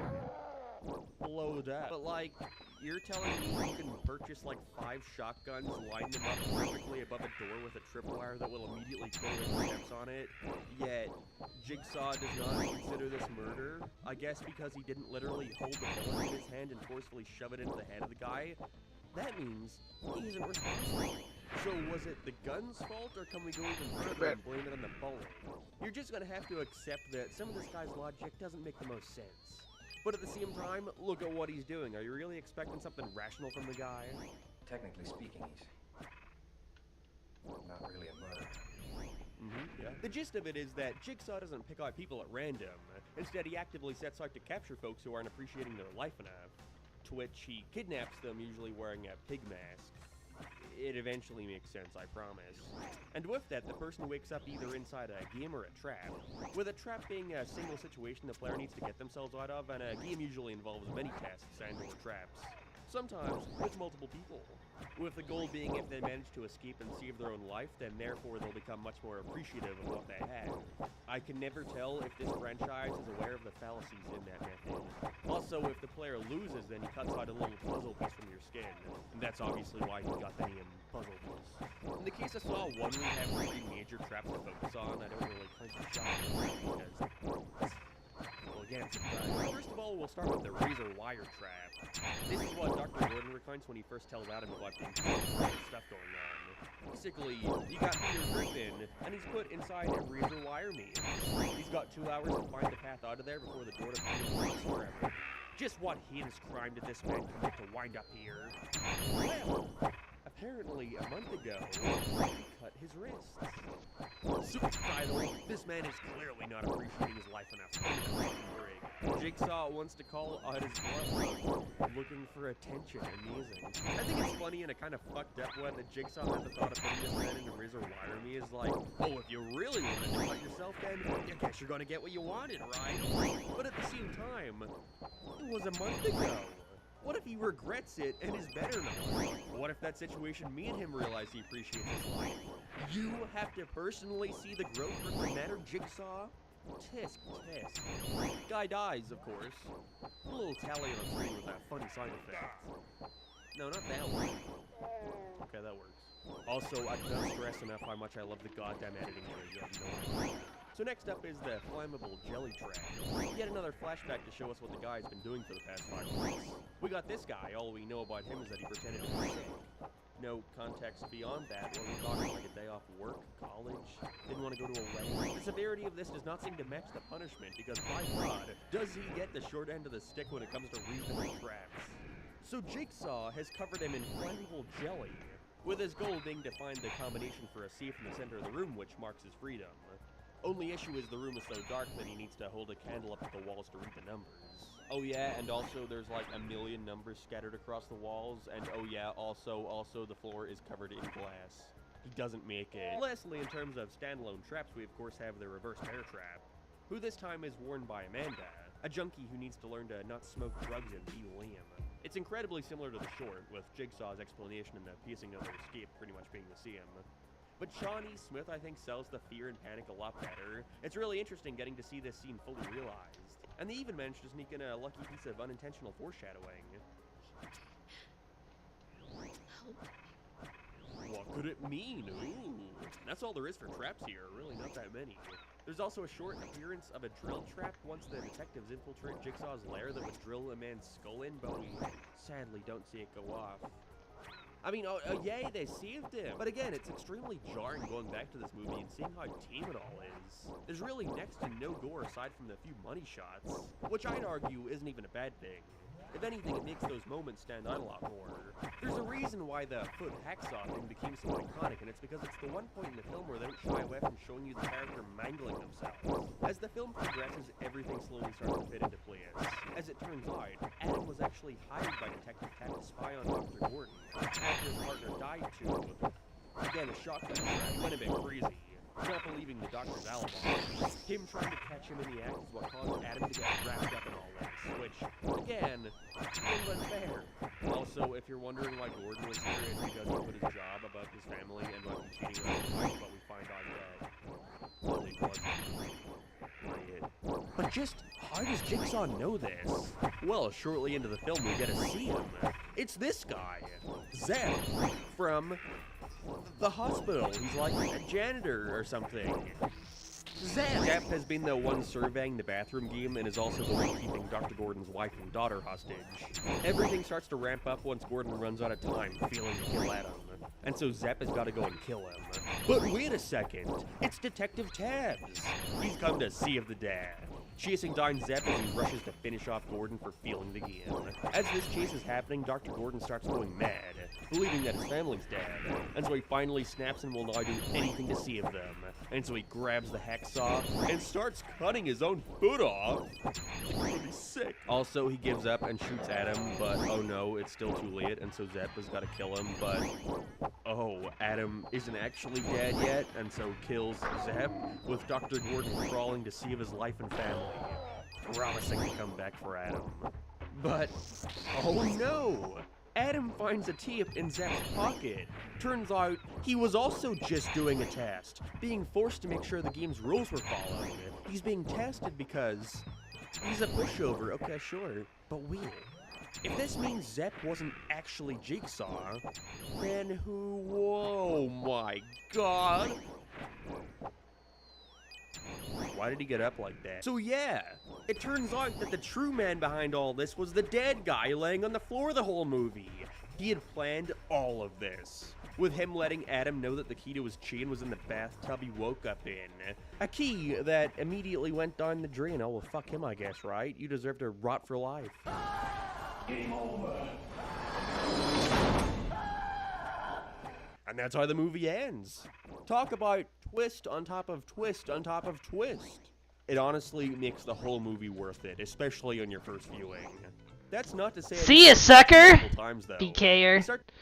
Get lost. I was just thinking, when do I end my trip? The answer was, then, because BKer showed up. Tried to ruin my day. Teleprots! Feels like how John Kramer was actually the patient Dr. Gordon was showcasing when Zep was introduced. Although, I now have to wonder how specific Jigsaw's instructions to Zep were. Like, sure, you were being forced to kill a wife and child, but did he really say you had to play along so much? Did you really need to put the gun to the kid's head just to scare her? Either way, the first Saw is genuinely fantastic. Nowhere near my favorite from the franchise, but from an objective standpoint of just being a movie, Saw 1 is undoubtedly the most impactful, being a genuinely suspenseful and memorable thriller mystery. It for sure has its issues. The biggest one I think being that I really enjoy the first half an hour, really enjoy the last half an hour, but have trouble remembering anything in between that. But the atmosphere, pacing, and editing do more than enough heavy lifting to keep me invested. And there's even a couple of small random details that you can tell were never meant to go anywhere, but I love that they actually bothered to eventually expand upon them. Like, I hope you caught this line. On my 6th birthday, my best friend at the time, Scott Tibbs, stabbed me with a rusty nail. Because he's gonna get a whole ass documentary later. But this still leaves the question, what happened to Dr. Gordon after he escaped? Well, off camera, he was a little preoccupied, I don't know, suing the studio for apparently not paying him what he felt he was owed for the movie, so look forward to not seeing him for the next 6 films. Watching the behind-the-scenes featurette for Saw 1 really just shows you how much hard work the filmmakers put into this. The later movies often get this complaint of just being pumped out to rake in profits from a big IP, but there is no denying that there was an incredible amount of passion put into Saw 1. I mean, my man Tobin Bell just lay on the floor for hours at a time for Dez, and he fucking killed it. You lay on that floor, Tobin. But with the film's release and immense success, it was no surprise that a sequel was right around the corner, with Lionsgate demanding its follow-up be done and out the door within a year for the upcoming Halloween season. And so James Wan and Leigh Whannell promptly said, fuck that, and left to work on other projects, leaving the Saw franchise in the hands of Darren Lynn Bousman, who, for better or worse, is gonna go on to shape the series into what we see today. And by God, is he an interesting fellow, let me tell you. But there'll be time for that later. For now, let's get a move on to Okay, you know the music that plays at the end of Saw? You know the da-da-dun, da-da-dun, da-da-dun? It's called Hello Zep, but I think it's easier to remember it if I just call it the music that plays at the end of Saw. It is a great piece, the perfect track to play over all these big reveals at the end. But I swear to God, I cannot listen to it without thinking of ABBA, and therefore, Mamma Mia, by association. It sounds too much like that one song.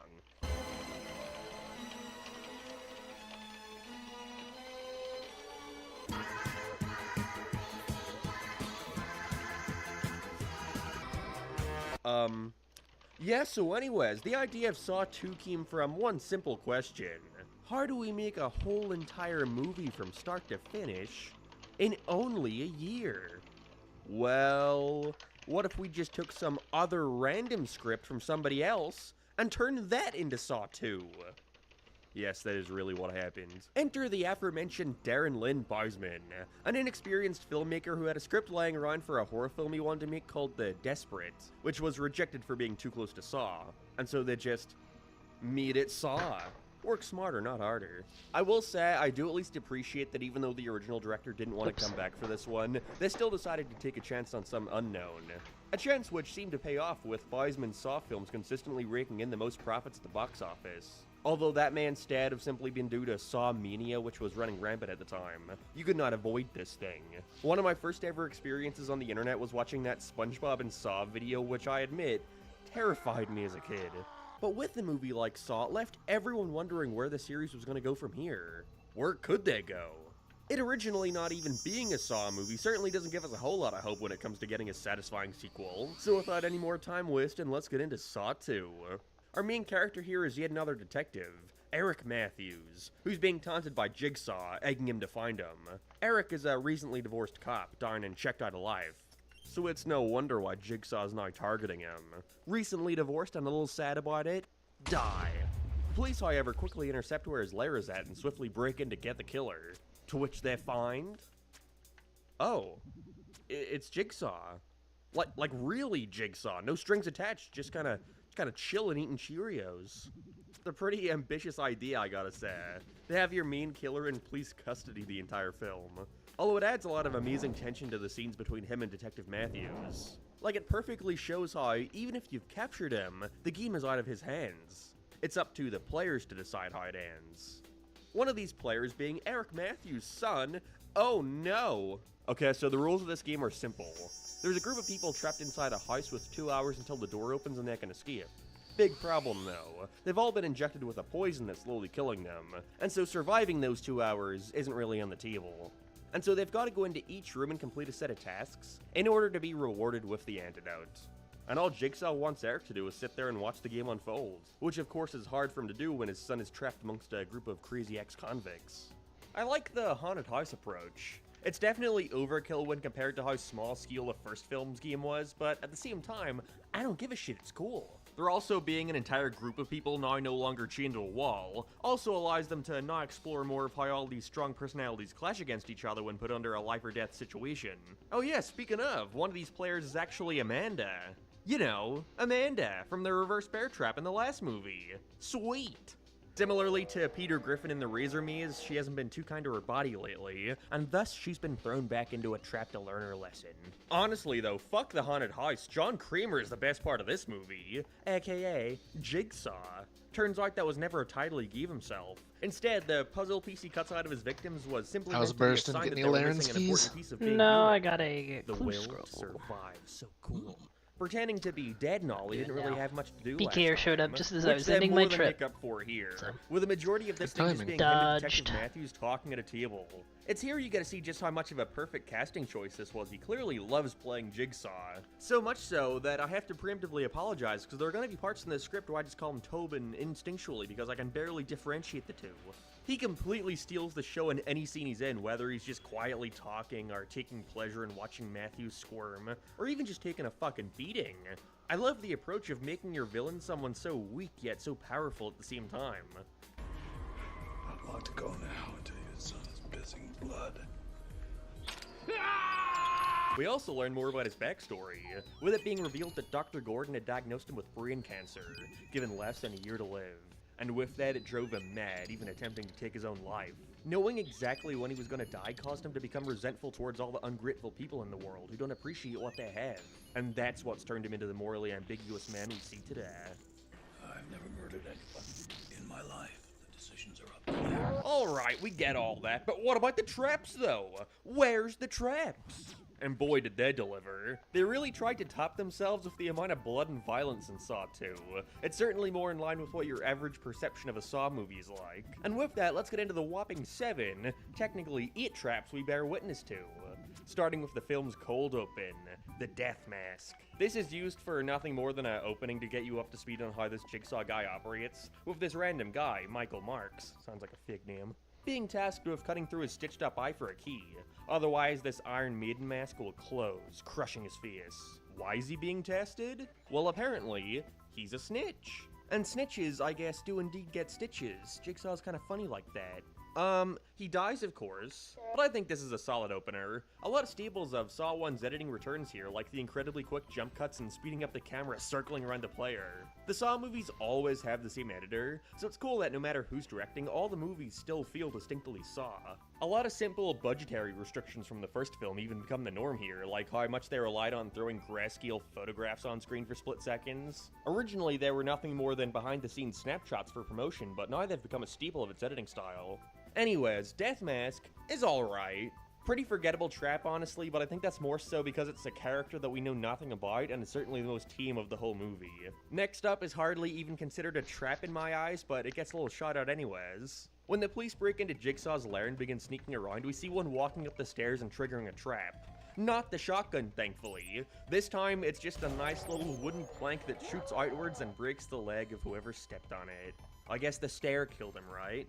Okay, so like, now this brings up another question I have about John Creamer's ethics that is only gonna get more apparent as the series goes on, but like, the police are just kind of doing their job.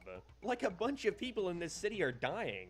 And whether or not you believe they deserve it, John Creamer is kidnapping, which is illegal. So isn't it just fucking natural that the police would want to find you and put a stop to the games? Isn't that the most noble trait a human can have? Putting another's life above their own? Willingly getting involved with you in order to save others? Those guys deserve to die? Like, look dude, kill all the police you want, but don't tell me you didn't do it, asshole. Alright, next up we got the first trap that takes place within the nerve gas house. Everyone wakes up in a room with a safe in the center. We don't know much about it now, so I'll leave it for later. This rando was too busy trying to get through the door John specifically said not to go through. And so, he gets shot by a gun. Yeah, nice reading comprehension, dickhead. Next up is the furnace. One of the players in this game is Abby, don't bother remembering his name. He's actually hired by John Creamer to kidnap the victims around him. So now he's tasked with climbing into the furnace and has 2 possible antidotes to retrieve. First one's free, second comes at a cost. This cost being the entire furnace, you guessed it, freezes him to death. All he had to do was turn this little valve that would have stopped the flames, but he was a little preoccupied dying. R.I.P. Wait, what was his name? Next room they go to, they find a pit full of needles, which is just an awful visual, by the way.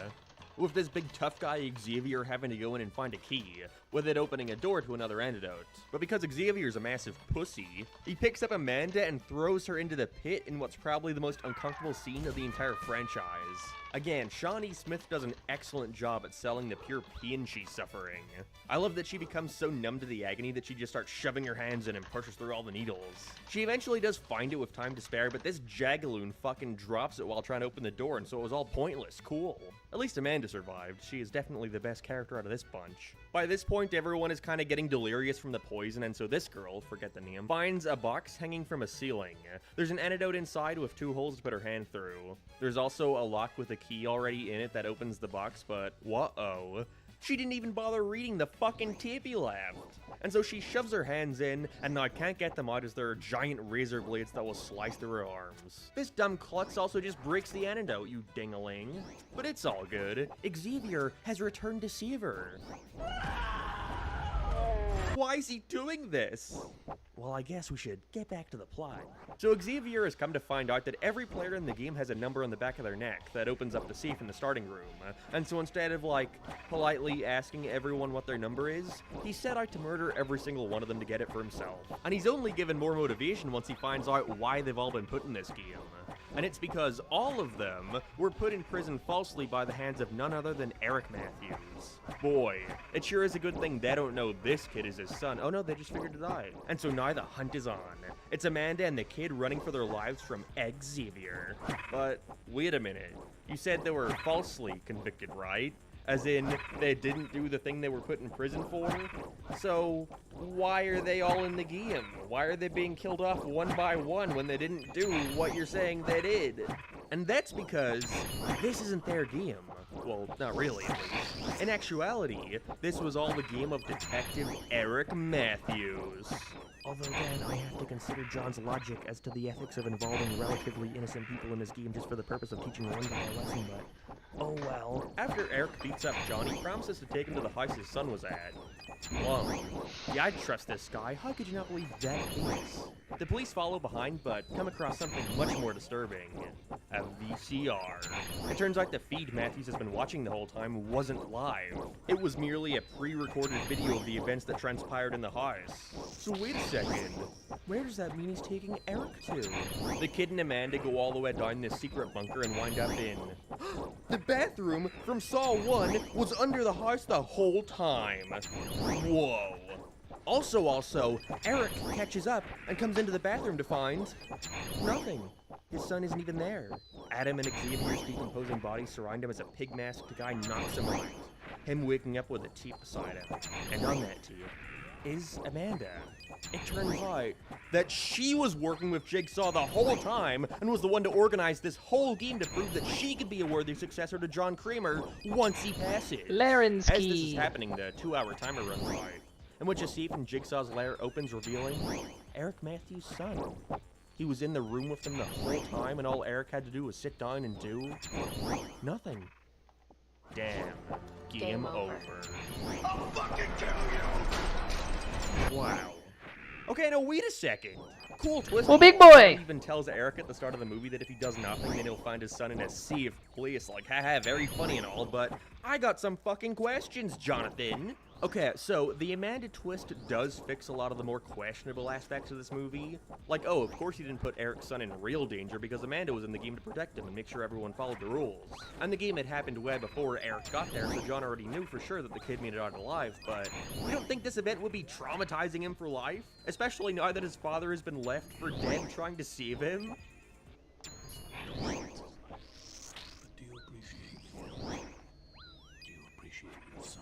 Like, okay, dude, that's fine and dandy, but he's not the one in the trap now, is he? Also, sure, the rules were to sit down and do nothing, which he obviously didn't abide by, but isn't him going against the rules and doing something to save his son show how much he cares? That he would risk his own life to save him? That everyone's waiting like, how much politely of in what line. John is saying does he actually know for certain? Get him, get the big Near the boy. beginning, he says that Eric only cares about his son now because of the possibility of his death. But that's not even true, because before he got involved in this Jigsaw nonsense, we saw him calling his son to apologize for yelling at him. But even then, he's apologizing for yelling at this son after he had to pick him up from the police station. He's like a bad kid. Oh, your son spilled a glass of milk on the couch and you made him go to his room. How would you feel if I fucking murdered him? Yeah, just keep fucking smiling, Tobin. You know what you're doing. And that's Saw 2. Certainly a lot more complicated than the first, and I'd argue the script isn't as tight, but at the same time, this movie fucking rules. It's just so much fun. I'd put it above the first on my list for entertainment value alone. There's like a million traps. John and Eric's dynamic is so fun to watch, and the movie is only an hour and a half long. It fucking flies by. I'm glad most of the movies from this point decide to keep that runtime down as low as possible, because it makes them endlessly rewatchable.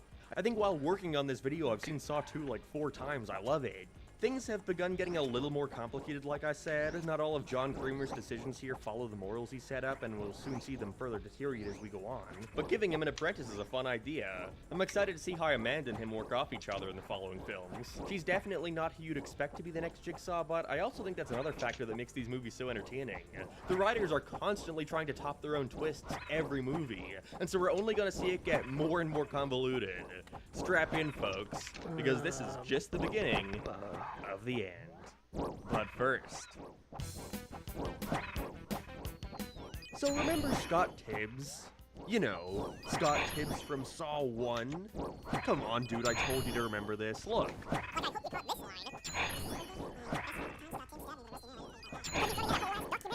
This is that. Then is now. because for no real reason other than they wanted to, I guess. In the bonus features for the Saw 2 DVD, they included this 15-minute mockumentary showing the titular Scott Tibbs, reacting to the disappearance of Adam from Saw 1. Remember bonus features? From what I've seen, the Saw movies were great deals that packed so much into these things. Massive behind-the-scenes videos, audio commentaries, a little interactive game, and even a 6-minute memorial for Greg Hoffman, one of the film's producers who sadly passed away between movies. He's even listed as a producer for every Saw film that released after his death. Aww. Anyone else grew up with the Roger Rabbit DVD? That little interactive game fucking terrified me. Now I'm realizing I was a very frightened child. Anyways, the documentary features Scott Tibbs searching around town and interviewing folks about the Jigsaw murders and whether or not they think Jigsaw is doing something good by helping people appreciate their lives. Which he's not. I honestly don't have a whole lot to say about it, but it's a fun little extra that adds some more world building to this universe. I sure am glad he was given screenshots of the movie to put in his computer. We even see a little clip of what's supposed to be Amanda on the news, but I highly doubt this is her actor. And there's even a bit of tie-in to Saw 2 with Scott trying to sneak into the hospital room of Eric Matthews' son from Saw 2 after he came out of the trap. One person to have learned is a chick. She got some issues. I'd fuck. Although I will say, if I lived in this world and knew a serial killer was roaming the streets kidnapping anyone in association to him, I would stay fucking clear. I'd probably move. What I wouldn't do is gallivant around town screaming his name from the mountaintops. He eventually wants to prove to John Kramer how strong and willing he is, and so he puts himself inside a homemade jigsaw trap. He's got an axe tied to a rope, and when a timer goes off, the rope will be cut, plunging the axe right into his chest. And all he's got to do is work his way out of the tape he's tied to. I don't know, I think the jelly guy from Saw 1 had it worse. Either way, Scott Tibbs dies, R.I.P., and all his friends just sort of leave him there. It's hot, man. What is that? We're the anti-popsicle. Oh. Want some candy? I think that's enough of that. It's time for Saw 3. Aw, yeah! What I assume many believe to be the final Saw movie for reasons we'll get into, but even from the way it came together, many aspects behind the scenes seem to have been hinting towards the writers and director going in with the idea of the series ending here. Although that may have simply been due to, again, the passing of Greg Hoffman. Originally, James Wan, Lewinell, and now Darren Lynn Boisman all said fuck working on Saw 3, but after hearing about Hoffman's passing, they decided to write the final movie in his memory, which is probably how some of the more bizarre, more sweet elements of this movie came into play. Most notably, the focus on John Kramer's father-daughter relationship with Amanda. This is basically just their movie. I mean, we clearly know that this is anything but the final movie, so it sure is a good thing they didn't do anything definitive and couldn't backtrack, like, I don't know, killing all the characters or anything. At this point in the series, John is dying. His cancer has gotten worse and he can't even stand. He's stricken to a hospital bed the entire film. But this ain't no hospital. Instead, he enlists Amanda to go out and kidnap a doctor to keep him alive in his little hideout. Amanda, at this point in the series, is full-on psycho, almost worshipping John to the point where I'm sure a lot of folks watching this movie just assumed she's in love with him. And I sadly don't think her actress sells an intimidating lunatic nearly as well as a fearful damsel in distress. Still, though, the John Kramer scenes in this movie are incredibly entertaining in a kind of depressing way. Amanda is constantly crying about how sick he is but doesn't want to take him to a hospital. It even grows to resent the nurse for how close she's getting to John, but you can tell he's kind of fucking doing it on purpose at times. I see you. Also, the last movie, ending with the reveal that Amanda had been helping the whole time, didn't really allow us to see much of her helping John, and neither does the plot of this one since, again, hospital bad. And so they incorporate a fuck ton of flashbacks to previous movies in an attempt to make her involvement seem more developed. This is in the form of just kind of showing John setting up previous games and then having Amanda walk into frame like, "Hi, I was here too." We even get an extended scene of him setting up the game from Saw 1, which I'm only mentioning because instead of building the entire set again, they opted to just borrow a set from a movie that was also filming around that time. A scary movie. 4. Yeah, no joke, the bathroom we see in Saw 3 is actually just a repurposed set from Scary Movie 4 since the main villain of that movie was Jigsaw. So you're telling me this is where Dr. Phil fell in the shape of the number 4? What? Salter, get in here. This one's gonna do it. Also, when learning this and then taking a closer look at the set of Saw 3, Yeah, I believe it. Interestingly, this movie opens picking up right where the last left off, with Amanda leaving Eric to die in the Saw 1 bathroom. But it quickly shifts focus to the point where you forget any connection it had to the last film, even immediately killing off the female officer Detective Matthews had a rapport with in Saw 2. This now starts up one of my biggest complaints about the series, and it's that everybody I like keeps dying.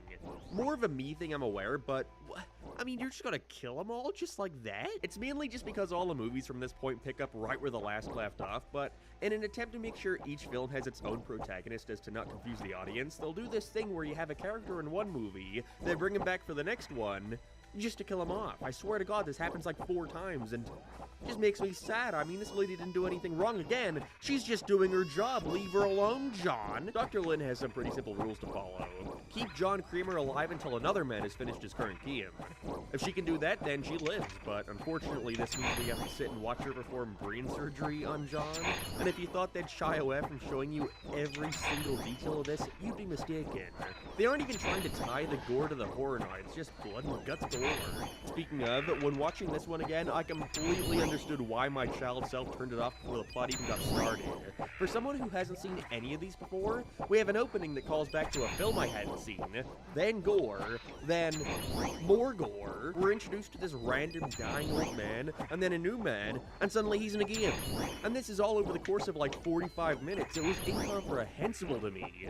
But as someone who has not seen the previous films, I love it. Get more convoluted, please. So our player this time around is Jeff.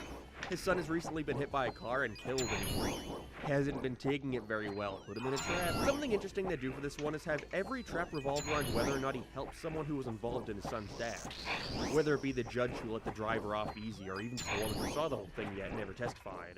I like this approach much more than actually having Jeff's life be at stake. He's kept relatively unharmed throughout. It's more about his moral decisions with the traps, which are the classroom trap. Okay, so this is the first trap, and like last time, it's disconnected from the plot and more so just used as an introduction to John for a new audience. So we have Troy, already deserved death with a name like that, wakes up in a classroom with Chian's fusing through his body, everywhere. His hands, arms, shoulders, legs, ankles, teeth, etc. And all he's got to do is pull him out and escape before the 90-second timer hits 0 and a Neo bomb goes off. This is happening because he's been put in prison a lot. Okay, so Jigsaw, what is one too many? How many times do they have to be arrested before they're put in a trap? A minute and a half is obviously not long enough to do this, and so he dies. Dude, I wouldn't have even bothered. 90 seconds for all that? Just kill me. Wait, is that me not appreciating my life enough? Guys, if I stop uploading after this video, you know why. Interestingly, however, the police has to cut through a welded shut door to get in here, which begs the question, if Troy was supposed to get out, then why was the door locked? Oh well. The angel trap. Okay, so this is what I was referring to before. Detective Allison is unfortunately put to the test as she has to stick her hand in a jar full of acid to grab a key before it dissolves, or else the device attached to her would rip out her ribcage. Jigsaw's logic here is that she's so preoccupied with chasing him that she's not living her own life, but it's her job, and you kidnapped someone she worked with. They imply in the last movie these two had a thing for each other, so like, why the fuck wouldn't she try to find you? Either way, 60 seconds to accomplish this. Yet when she goes through the agony of acquiring the key and putting it into the lock, it doesn't work, resulting in Amanda walking into the room and watching her die. I will say, I can at least appreciate how all these traps are somewhat contributing to the narrative, making you question what the fuck is going on in the ass story to be causing this. John Creamer is many things, but a killer? I don't know, it just doesn't add up. I don't condone murder. I despise murder. Me too, John. Good thing you would never. Oh yeah, I forgot to mention, so remember when I said if Dr. Lynn feels to keep John alive, then she dies? Well, this is because of a device on her head that is directly tied to John's heart rate. When his heart stops, the little shotgun shells around the collar on her head will trigger. This is because she is depressed and coasting through life, of course. But does she make it out? We'll have to wait and see. Ooh, the freezer room. This is the first test in Jeff's trial, where he has the option of saving the lady who was a witness to his son getting hit but chose to do nothing about it. So he got this naked lady chained up, hanging from the ceiling in this big freezer with water being spread on her at timed intervals. He has the option to grab a key and save her, but it'll result in him having to put his face on some ice and rip it off.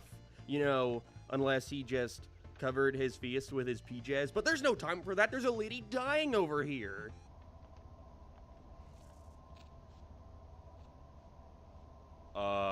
Jeff?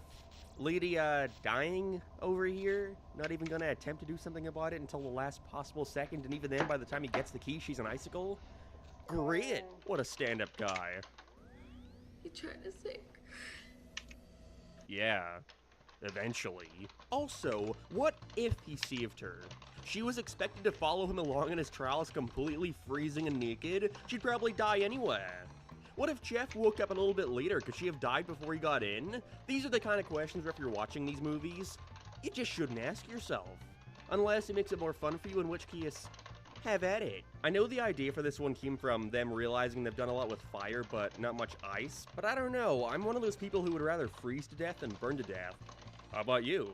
Let me know how you would like to die in the comments below. It's much less impactful to see on screen, I guess, when compared to fire. But I at least do appreciate the effort in trying to make unique traps. And hey, the blue tint over the screen at least allows it to visually stand out, so, oh well, it's decent. This next trap, though, kinda fucking sucks. The pig vat. So we have the judge who let his son's killer off easy. He's tied to the floor of an empty vat that is continuously being filled up with chopped up pig guts and innards. That's it. I mean, I'm just saying, if I were ever put in a saw trap, I'd like this pussy shit, please. It isn't even that taxing for Jeff either. To save him, all he has to do is push a button that burns all of his dead son's belongings, including photographs. Really, John? That's gonna help him appreciate his life more? You rushing him through the grieving process? Also, it's only been like 6 months or something since the kid died, I'm pretty sure. Isn't that normal? Also, where did you find out about this? Did you bear witness to this event to see the lady lying? Were you in court when the guy was let off easy? Some of his victims seem so specific to him, while others are just, oh, I saw a guy cutting himself the other day. I know what'll lift his spirits. Jeff saves the man and the two head over to the final trap of the film, which is Jigsaw's personal favorite. The rack. This is the most brutal trap yet, in my opinion. So we have the guy who actually hit Jeff's son, which already you've had so much time to envision what heartless evil monster could do this, but we see in actuality it's just a guy. A guy who made a fatal mistake and was clearly traumatized by his actions. But I guess he's gotta pay anyways. His life is in the hands of Jeff. The device he's in is going to slowly and painfully twist his arms and legs one by one, before finally ending by forcefully twisting his head all the way around. Jesus.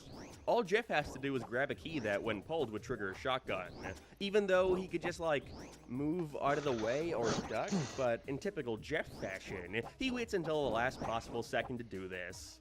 And when he does, he doesn't even warn the judge to move, who gets caught in the crossfire and dies. Also, Jeff has the key at this point, but starts running around the guy like a headless chicken. Dude, let the man out, you killed someone for this. Sorry, I mean the shotgun killed someone for this. But even then, like, it's this man's fault for the flawed jail system? If he were sent to prison for life, would he still be put in the trap? Because as we all know, you can serve as much time as you want, but that doesn't mean you're saved from Johnny Boy over here. At this point in the film, Amanda is reaching her breaking point. She reads a note left to her by John that, well, we never see, but it must have been important because she rushes into the hospital room with a gun ready to shoot Lynn. Which she does. She calls out John's false warnings, how nobody is ever truly redeemed and that nobody ever really changes. Now that she's back to freaking out and screaming, I gotta say, she really sells the entire scene. I love it. Jigsaw doesn't seem fazed, however, as Jeff rushes into the room with Lynn around his arms, pointing a gun right at Amanda.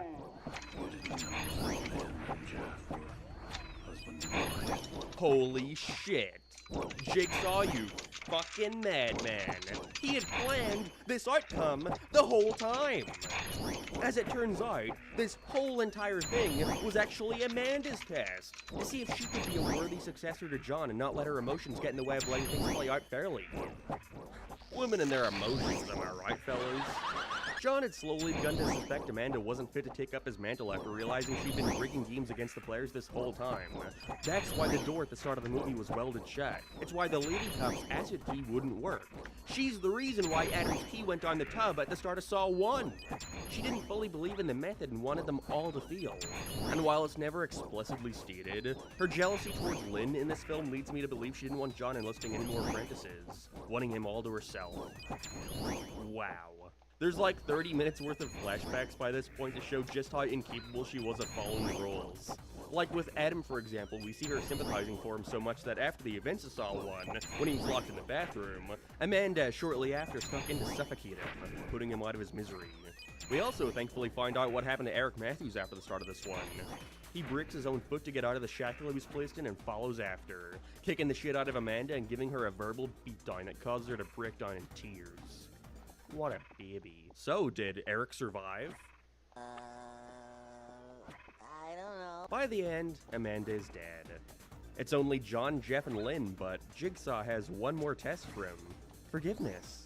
Can Jeff forgive John Kramer for putting them all in this trap? No, he slices them with a fucking buzzsaw. Obviously, he wasn't told that John's heart rate is directly tied to his wife's shotgun collar, and so blammo. Blowed up. John has one final fuck you for Jeff, though, and it's that he's the only person to know the location of his daughter, who I never mentioned until this point, but he had a daughter he was neglecting, and now she'll possibly suffocate to death because the only man who knew where she was is hidden, and he's dead.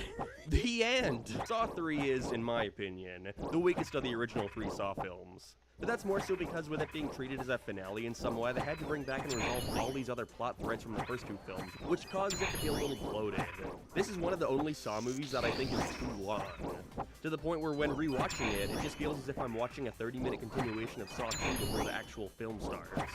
Now, that isn't to say I don't like it, because I do, but you really have to genuinely care about these characters to get anything from it, because otherwise, we have some of the weakest traps yet, other than the wreck, of course, and flashbacks that go on forever and sometimes have flashbacks within flashbacks, and I can see why most general audiences would have dropped off the series after this. The original plan for this film was for it to conclude with John realizing how flawed his method has been, that he's been in the wrong this entire time and regretted everything he's done before dying, but Lionsgate knew better than to let this franchise end. It was still making them $100 million on a shoestring budget, and so we have one single shot here showcasing John pouring candle wax on a tape and swallowing it. And for brief moments we even get flashbacks to when John wasn't Jigsaw, where he seems to have this blonde-haired love interest. What could it all mean? Either way, so you killed off your main villain, huh? And you killed off his apprentice. What are you gonna do now? Well... By this point in the franchise, James Wan and Leigh Whannell were gone. They were involved with writing 2 and 3, but didn't really help at all with this one's script. Instead, a new pair of writers were brought in, signing on to handle Saw 4, 5, and 6, which were already being discussed. So with the knowledge of them having 3 films to work with, they opted to tell one continuous serialized story. This is where the series to me stops being about the horror and turns into this bizarre but endlessly entertaining telenovela. The drama is about to reach an all-time high. I also don't even think Darren Lynn Bousman wanted to come back for this one, clearly saying that after Saw 3 he was leaving the franchise for good so he could work on his film adaptation of Repo, the Genetic Opera. However, he apparently had a gap in his schedule, and so decided last second to hop back onto the Saw train. Now, whether or not that's a good thing... Finally, I felt comfortable enough to tell him to stop grabbing your balls. Sometimes the boys move on me. Dude, if you watch the Saw 4 behind the scenes video, he just seems fucking sick of the series, and everyone around the guy seems sick of him. Because I have producers standing over me. Dan, show everyone your favorite pose. Looking at the watch. I feel like every clip either has him talking about how much money he's wasting on stuff they didn't need, or saying how they spent like all day trying to get one shot just because he thought it looked cool, or that he wanted his untrained dog in the movie. And 9 times out of 10, you can see the producer in the background crossing his arms and looking pissed off. No, I'm waiting for him. Let's roll. Stop ticking with your watch. And when he's not fucking around, he's just being kind of weird. I'm working with one of the most sexy, hottest actresses. I'm actually forcing myself to leave this room right now. If I stay here any longer, it's going to get extremely bad. This movie just gets right into it, showing us John Kramer's autopsy in excruciating detail, with them finding the tape he swallowed last time in his stomach, to which they call Detective Mark Hoffman to look at it. It says that John may be dead, but his work is no longer finished. By the end of this, everyone will be tested. Even you. Hoffman and the other police officers wind up finding Allison's dead body from the jar of acid trap, but there's no time for that as Detective Hoffman ends up getting kidnapped by one of the pig people, waking up inside a trap with Eric Matthews. He's still alive? And honestly, it's been so long since Saw 2 that you completely forget about how much of a dickhead he was. I just feel bad for him. He spends most of this film just pleading for his life, just wanting to go home. Justice for Eric Matthews, guys. I didn't mean to hurt nobody. But that's more of a C or D plot going on in the background, with the focus here being on another once background officer, Daniel Rigg, who has a bit of a problem with going through doors. And he knows never to go through an unsecured door, ever. He's become so obsessed with tracking down the Jigsaw Killer that John has decided to put him in a game of his own, to try and make him understand why he does what he does. He's got 90 minutes to face a series of tests to try and overcome his obsession with saving everyone. I mean, I'd say that's a fine obsession to have. It's better than, I don't know, gooning. Our secondary protagonist here is Special Agent Peter Strom, who's been brought in with his partner Agent Perez to get to the bottom of all this hoopla, even believing that somebody else must have been helping John and Amanda with these traps, meaning this third apprentice could still be out there somewhere, and his prime suspect, Daniel Rigg. Except, we know it's not him because we're also following him along, so oh well. The plot from this point on is just all over the place. There's like 50 things going on at once, all from different time periods, so please bear with me, this might get complicated. See, they quickly realized they put themselves between a rock and a hard place by killing off John Creamer so soon, and so they will try and find any excuse they can to bring him back. And instead of doing something sensible like Frankenstein reviving him, you know, something normal, they instead chose to fill up each movie with even more flashbacks. These mainly revolve around our third main character, kinda, Jill Tuck, the blonde lady we saw glimpses of in the last movie, and John Creamer's ex-wife. She basically just spends the whole movie in an interrogation room recounting her experiences with John and what led him to become Jigsaw, with us learning a crucial detail that has never been brought up before, and it's that John and Jill were going to have a child called Gideon. However, on one fateful night at the drug addiction clinic she works at, a crazed lunatic rushes into the place to rob them, accidentally slamming the door right into her stomach, killing the baby and causing John to lose all his hope in humanity. So he's got two motivations now. Cancer and dead baby, yeah, that'll do it. The plot and themes from here mostly developed through the traps this time around, so I might as well just get into them now. I mean, that's what we came here to see, right? Come on, John, show me the Dick Twister 4000, the mausoleum. Like the last few, Saw 4 opens on a trap. Here we have Trevor and Art playing. You can tell Art is going to be important because he was given a last name. They're both stuck inside a mausoleum, chained to this contraption in the middle of the room that's slowly dragging them both closer and closer and eventually strangling them. The key to releasing them is on the back of Trevor's neck. Only issue is, his eyes have been sewn shut, along with Art's mouth, so one can't see and the other can't communicate. Perfect. Trevor just automatically assumes the muffled screaming in the room must be his captor, and so he starts swinging all these weapons trying to kill him. And so Art makes the bold choice to murder him in cold blood to save himself. Wonderful. I don't really care for this opening, it's not all that gory, and I don't know or care about either of these guys to be invested in who gets out. We can start at any one of these by far. The scalping seat. Alright, this one is hard to watch. This is the first of Daniel Rigg's tests, where his instructions are to literally do nothing and let the game play out. Which is an odd choice to go for, considering that was also the test of Saw 2 and Saw 3, but whatever. The twist this time around is that the games are happening IRL. We're not in any old dingy warehouse anymore. Riggs is walking around to these traps at different parts of town. This one's in his house, where this lady Brenda is tied up to a chair with her ponytail caught in a mechanism that will slowly pull at it until her entire scalp is ripped off. Gross. It only activates once Daniel pulls the mask off her face, so I do wonder what would have happened if he just did nothing, played some Call of Duty. Either way, he chooses to help and pays the price because of it. As after he frees her, she grabs a knife and tries to kill her. As it turns out, Jigsaw left her a tape too, saying that if she gets out of the trap, she has to kill Daniel, or else he'll send her to prison for her crimes. Which, like, would have happened anyways, lady. You got your scalp half ripped off, so you gotta go to the doctor or something. The bedroom trap. This trap takes place in a motel owned by this guy called Ivan. He's a pretty scummy guy, raping and abusing women and filming it all for his own sick pleasure. And so Rigg is forced to put him inside his own trap. He ties him down to a bed and is given 2 triggers, which upon pulling would send this miniature scythe right into his eyeball. Yuck. If he doesn't press both triggers and pierce his eyes within 60 seconds, then all his limbs get brutally yanked off one by one. This one kind of bothers me because of this dumbass being dumb. Like, why would you press the triggers one at a time? Your pain would be quicker and the trap would be over sooner if you did them both at the same time. Only made more infuriating because he's so taken aback by the pain of the first one that he doesn't even bother with the second one, causing himself to be ripped into pieces. R.I.P. Bozo. Spike trap. Dude, what is it with Saw 4 consistently having the lamest traps in the franchise? Because the spike trap is just nothing. Again, because they're all related to the theme of having Rig needing to learn not to get in their way, it results in so many of them just feeling like set pieces. Which, I mean, they are, but they feel so disconnected to everything else going on. This time we have a husband and wife both hanging from a ceiling together, with spikes going through them all over their body, that pierce her at an area that wouldn't result in permanent harm, yet comes out of him from one of his major arteries. And so she doesn't bleed to death, the lady has to pull all the spikes out of herself, killing her husband in the process. This is because her husband abuses her and she needs to learn how to stand up for herself.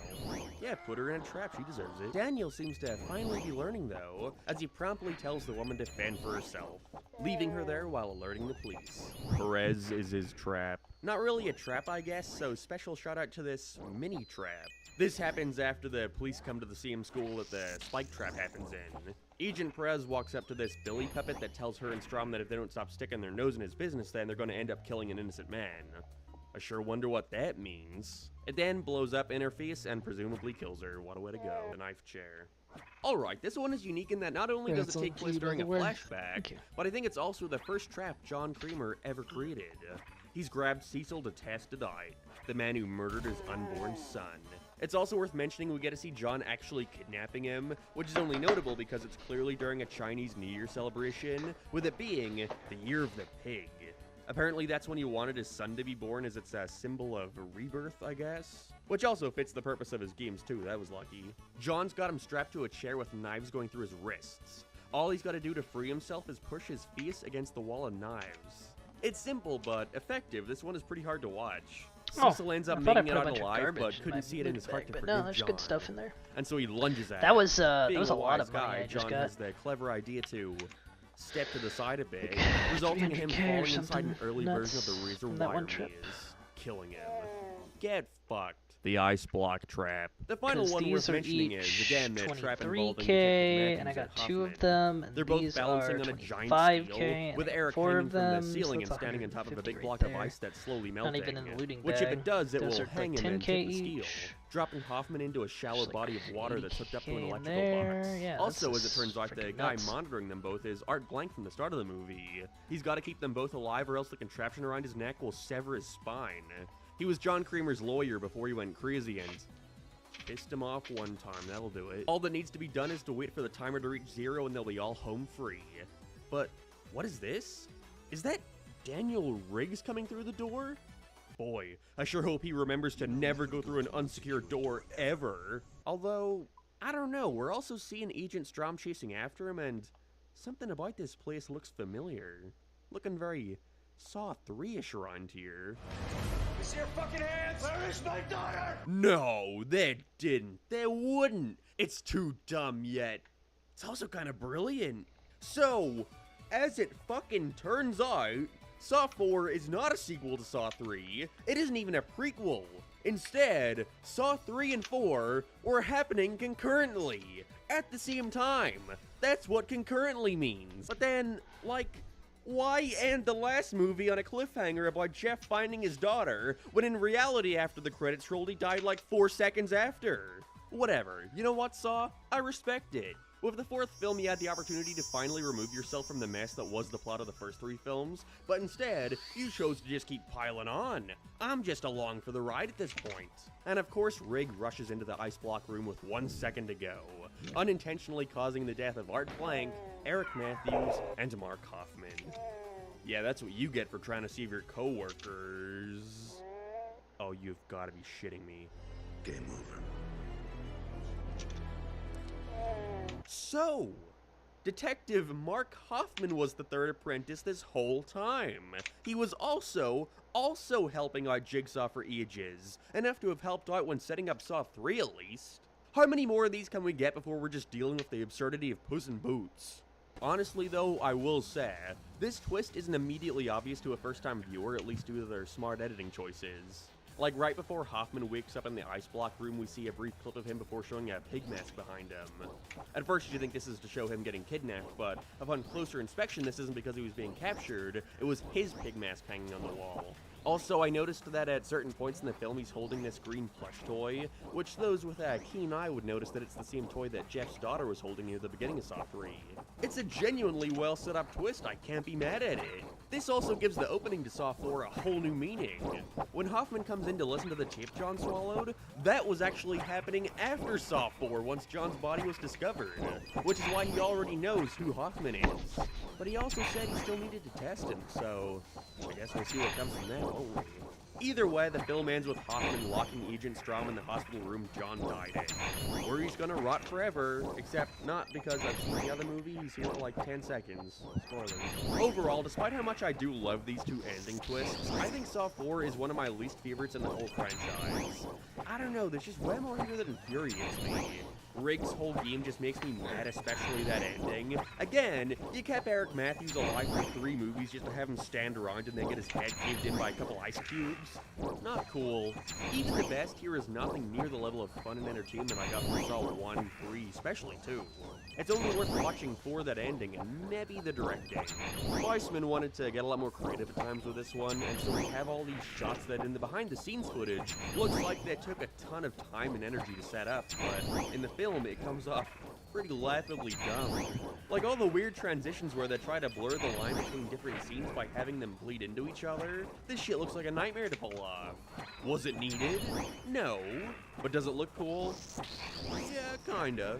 I am excited to see where they go from here, though. Having someone on the inside be the last Jigsaw standing. Although so funny I am how few curious wines of Samarack they for drop. Why are they even on their table? Want to know my No one's favorite ever gonna fact get about enough Saw 4, potions though? from these Apparently, guys. when it was released in movie Killed theaters, 100 of them a and cinema gotten accidentally 3 played the opening to wines of this Samarack. instead of B-movie.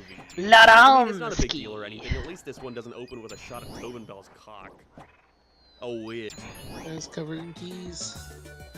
I mean, they learning have this movie was written in pretty high only a drops. month does not give me much hope. Even from the way it starts, it Toss feels those like they're keys. rushing. We open on a seemingly unrelated trap Toss my again, cookies. the pendulum. I can't separate certain traps into a single section for this one, or else we'd be jumping all over the place, even more so than usual, so enjoy this. You got Seth Baxter over here tied down to a metal table, with a massive swinging pendulum going back and forth right above his stomach. After 30 seconds, it'll be lowered to touch his body, and after a further 30 seconds, he'll be completely cut in half. All he's got to do is put his hands inside these machines to his left and right. The ones pushed will slowly crush them. Seth does this, yet the trap seems to be rigged. Doing this again, are we? Cool. Anyways, other than that, we pick up right where we left off. Strom has just been locked inside the hospital room and looks for a way to escape, which he finds thanks to John's infamous green slime door. But immediately after escaping, he's once again captured and put in a trap, this time with the intent of killing him. This is the water cube, pretty self-explanatory, but basically Strom's head is inside this cube. There's a couple water jugs above him that are going to fill the thing up with water, drowning him. But being the badass he is, Strom has the clever idea to grab a pan from his pocket and shove it into his throat, then taking out all the mechanical parts, allowing him to breathe through it, surviving. Gotta say, this single moment of ingenuity makes me like the guy a heck of a lot more. Everyone give a nice little golf clap to Special Agent Strom. Although it does make me wonder why the guy behind this capture would bother to take everything out of Strom's pocket except for his pen. Also, it sure is lucky that Agent Perez got blown up by the Billy Puppet last movie instead of Strom. That would have thrown a wrench in your plan. As Detective Hoffman leaves, he's touted as a hero for saving Jeff's daughter. Glad we got the resolution to that plot thread set up 2 movies ago. However, Hoffman is shocked and, more importantly, scared to see that Strom's made it out alive. Strom still suspects somebody on the inside is taking up Jigsaw's mantle, and so it's up to Hoffman to get him off his heel. This whole film is basically just one big game of cat and mouse, and I kinda love it for that. Strom and Hoffman are both characters that I actually find myself really having fun with. Mostly Hoffman, he's just such a prick. And so to see this super fast, tense situation play out as the two trying to figure out what the other knows is genuinely exciting. Especially after Mark has just gotten a letter on his desk reading, "I know who you are, spooky." Oh yeah, Jill Tuck is also back, receiving a box letter in John's will.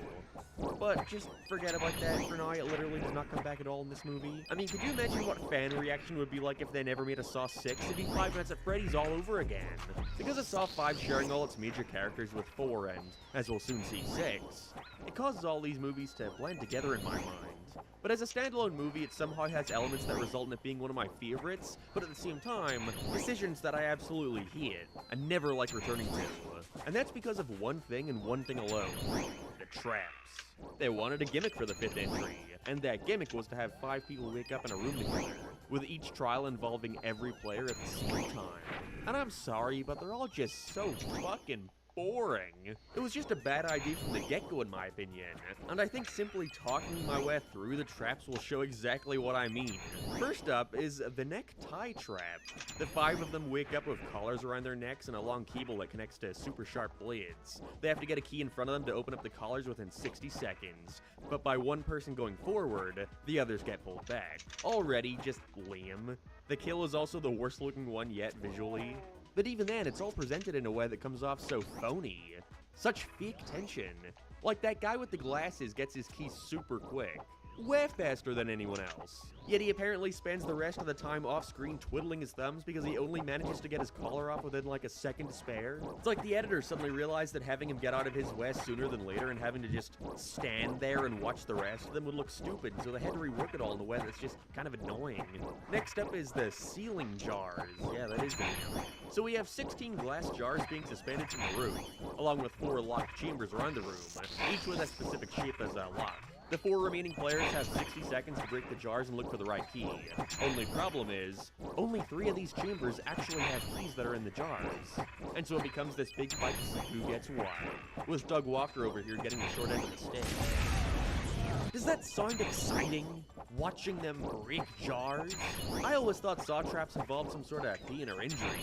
And I don't necessarily need that, but this feels as if it could have been some random ass fucking game show. Minus the blowing up part. Now we have the riveting electric bathtub. We have a bathtub filled with water in the center of a room, with 5 coils surrounding it. The players need to find a way to close these 5 circuits in order to open the door, in which they have 3 minutes. Bit of a jump there. 60 seconds, 3 minutes. This is taking time really boringly for 5 fucking minutes. What they're supposed to do is each of them holds a current and suffers a small shock, but knocking this lady out and sticking her in the tub works just as well too. Cool. I honestly have nothing more to say about this one. 10 pints of sacrifice. Okay, this is the closest any of these get to feeling like real saw traps, and even then, it comes off so lazy. All they have to do is stick their hands in a hole with a buzzsaw inside, and give up a total of 10 pints of blood to open the door. What am I to say? Blood. This is where they realize the big twist, that I'm not even gonna bother hyping up to you because of how little I give a shit. So, at the last second, these 2 knuckleheads over here figure out that every player could have survived every game. Whoa. Every key would have worked in the first one. The chambers were big enough for more than 1 person. They were only supposed to give 2 pints of blood each instead of the 5 they gotta give up now. This just comes off so forced. You can see this coming from a mile away and it doesn't feel satisfying once it's finally dropped on you. It just makes you go, well duh. Now all of these lame traps would be bad enough, but there's something worse than the lackluster action, and it's that every trap is preceded by like 5 minutes of the characters just standing around, talking, getting to know each other, trying to learn how they're all connected, and I just don't care. These guys have nothing to do with Jigsaw, and nothing to do with the main plot of the movie. Oh, this one guy was hired to burn down a building so they could fucking buy the property or some shit, but oh no, the building still had people left in it, so they all have blood on their hands. Cool. You want to have, like, the traps reflect this in some way? Maybe even just present it to the audience somewhat creatively instead of just having the characters T-pose around giving endless amounts of exposition? No. Perfect. Fuck this movie, but I like it though. The ultimate reason why I think this bugs me so much is that I'm so invested in Mark Hoffman and Peter Strahm. Their scenes are all genuinely great and fun, and so to have them continuously be interrupted for these baby Fisher Price saw traps make them feel like such face breakers. So fuck it, let's just get back to it. This movie, once again, aims to bring back Tobin Bell through extended flashback sequences, this time to show how he and Hoffman even met. As we find out, it was Mark who was behind the pendulum trap at the start of the film. The man in it was responsible for killing his sister and didn't get what he believed to be an adequate sentence. and so he took matters into his own hands and tried to frame it like a jigsaw trap. Now, of course, why would you fucking do this? You might as well be putting a target on your head. And so John Creamer captures him, and after a brief scene with yet another shotgun trap, he loves those, he gives Mark a little proposition. To join him and help upkeep his views, or else he's going to tell everyone what he's been doing. And so, Hoffman is really just doing this because he's being blackmailed, but he also just seems to kind of like doing it. It's kind of unclear. Jigsaw also goes on like a million speeches here about his ideologies, and it only gets dumber. You didn't see what he fucking did to her? Killing is distasteful. Yeah. You know, except when you killed the man who caused your wife's miscarriage.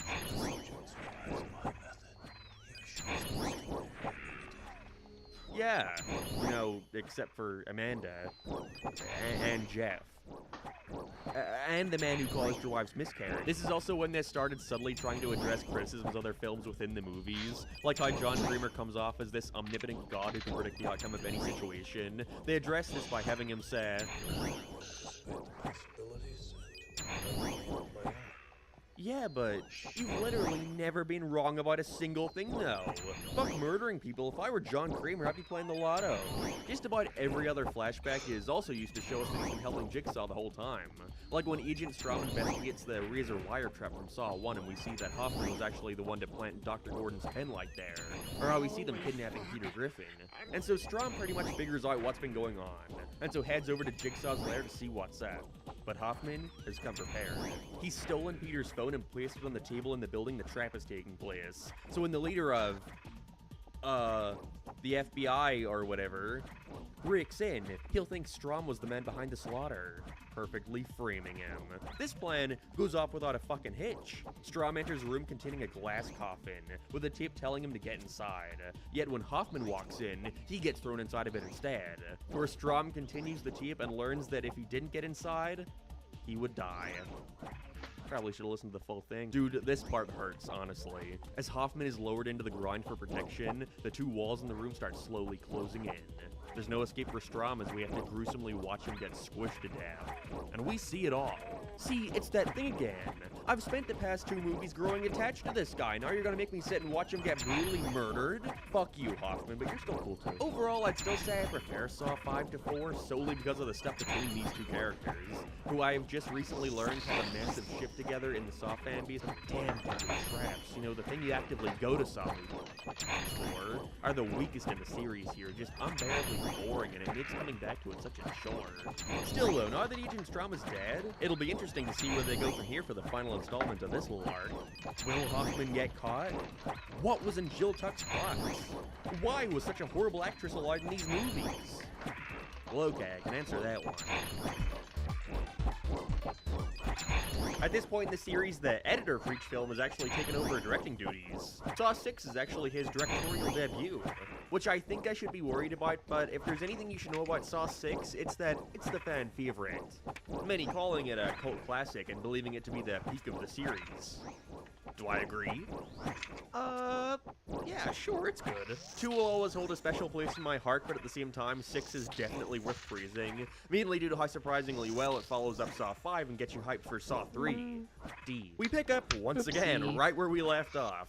Hoffman has escaped and he's using Strahm's severed head to place his dirty fingerprints all over the traps. Yeah, Seems like the coast is clear, except, oh no, Agent Perez from Saw 4 has actually been alive and well the whole time.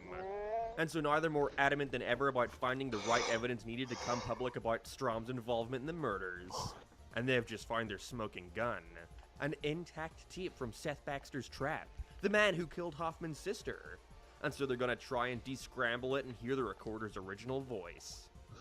Oh no. Things are getting a bit tense, and so Hoffman goes to Jill Tuck for some reason to inform her the game needs to start now. Yeah, that's right, Jill Tuck is also in on this. Up until now, she seemed pretty freaked out by everything John has done, but apparently she's so obsessed with him that she's willing to carry out his final test, as the box she received in his will contains exactly what needs done. I don't like this, honestly. Jill Tuck is without a doubt my least favorite character across this series. She's just annoying and her actors can't act for shit, constantly gawking at the camera like she's the hottest lady in town. You suck, Jill Tuck. Fuck you. Even still, she barely takes up any time, which I'm thankful for. This is still primarily Mark Hoffman's scheme. Jill is mainly here to show that John still cared about her, promising that no matter what, he's gonna get her away out of all this. The main character here is for sure our most unlikable yet. Not in that I don't like him, but we're clearly meant to believe he's a bad guy, and they really drive that point home. He's the head of a big life insurance company who's more preoccupied with making money than actually helping people. He's comically evil and money hungry, having a group of 6 employees who he refers to as his sharks, who meticulously look for errors and contradictions in people's insurance requests so they can decline them, basically giving them a death sentence. So, John, him declining somebody insurance is the same as killing him?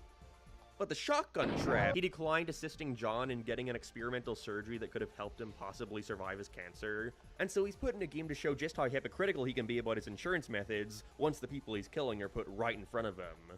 So, he personally slighted you, but it can never be personal, right? It's an oddly political setup for a Saw movie. We even get a prolonged scene of John ranting about the American healthcare system, even cutting to random shots of politicians talking on TV. I kinda fucking love it though. Saw 6 by far has some of my all-time favorite traps in the series, with him having to get through all of them in 1 hour in order to save his family.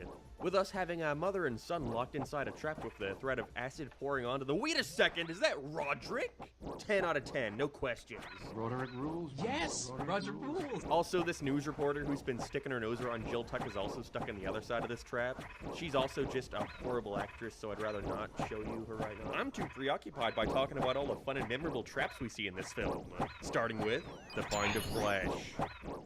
A trap. Yet another opener, and I think this may be my favorite one out of any of them in terms of setting me up for the insanity to come. You got this lady who won a reality TV show contest to be in a Saw movie, and this fat guy.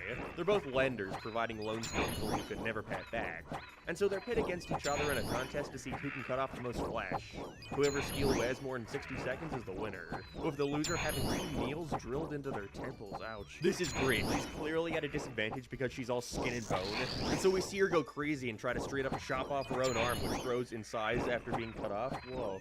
She wins because of this, and I love how they use this opportunity to once again acknowledge how dumb John's logic is. Mark Hoffman visits her in hospital and asks if she at least learned her lesson, to which she aptly replies, What the fuck am I supposed to learn from this, huh? Look at my arm! Damn, get fucked, Mark. Wait, the oxygen crusher. So this is the first of William, the health insurance guy's trials. He wakes up with an oxygen mask on connected to these little pump things. Rules are simple. For every breath he takes, the clamps get closer to his body. If he breathes too much, then he's crushed. But luckily for him, all he's got to do is survive longer than his opponent, his company janitor. Now you may be asking yourself, why would Jigsaw put this innocent old man inside a life or death trap? And the answer is, he smokes, even though he has a bad heart condition, which shows, you guessed it, a lack of appreciation for his life. Wow.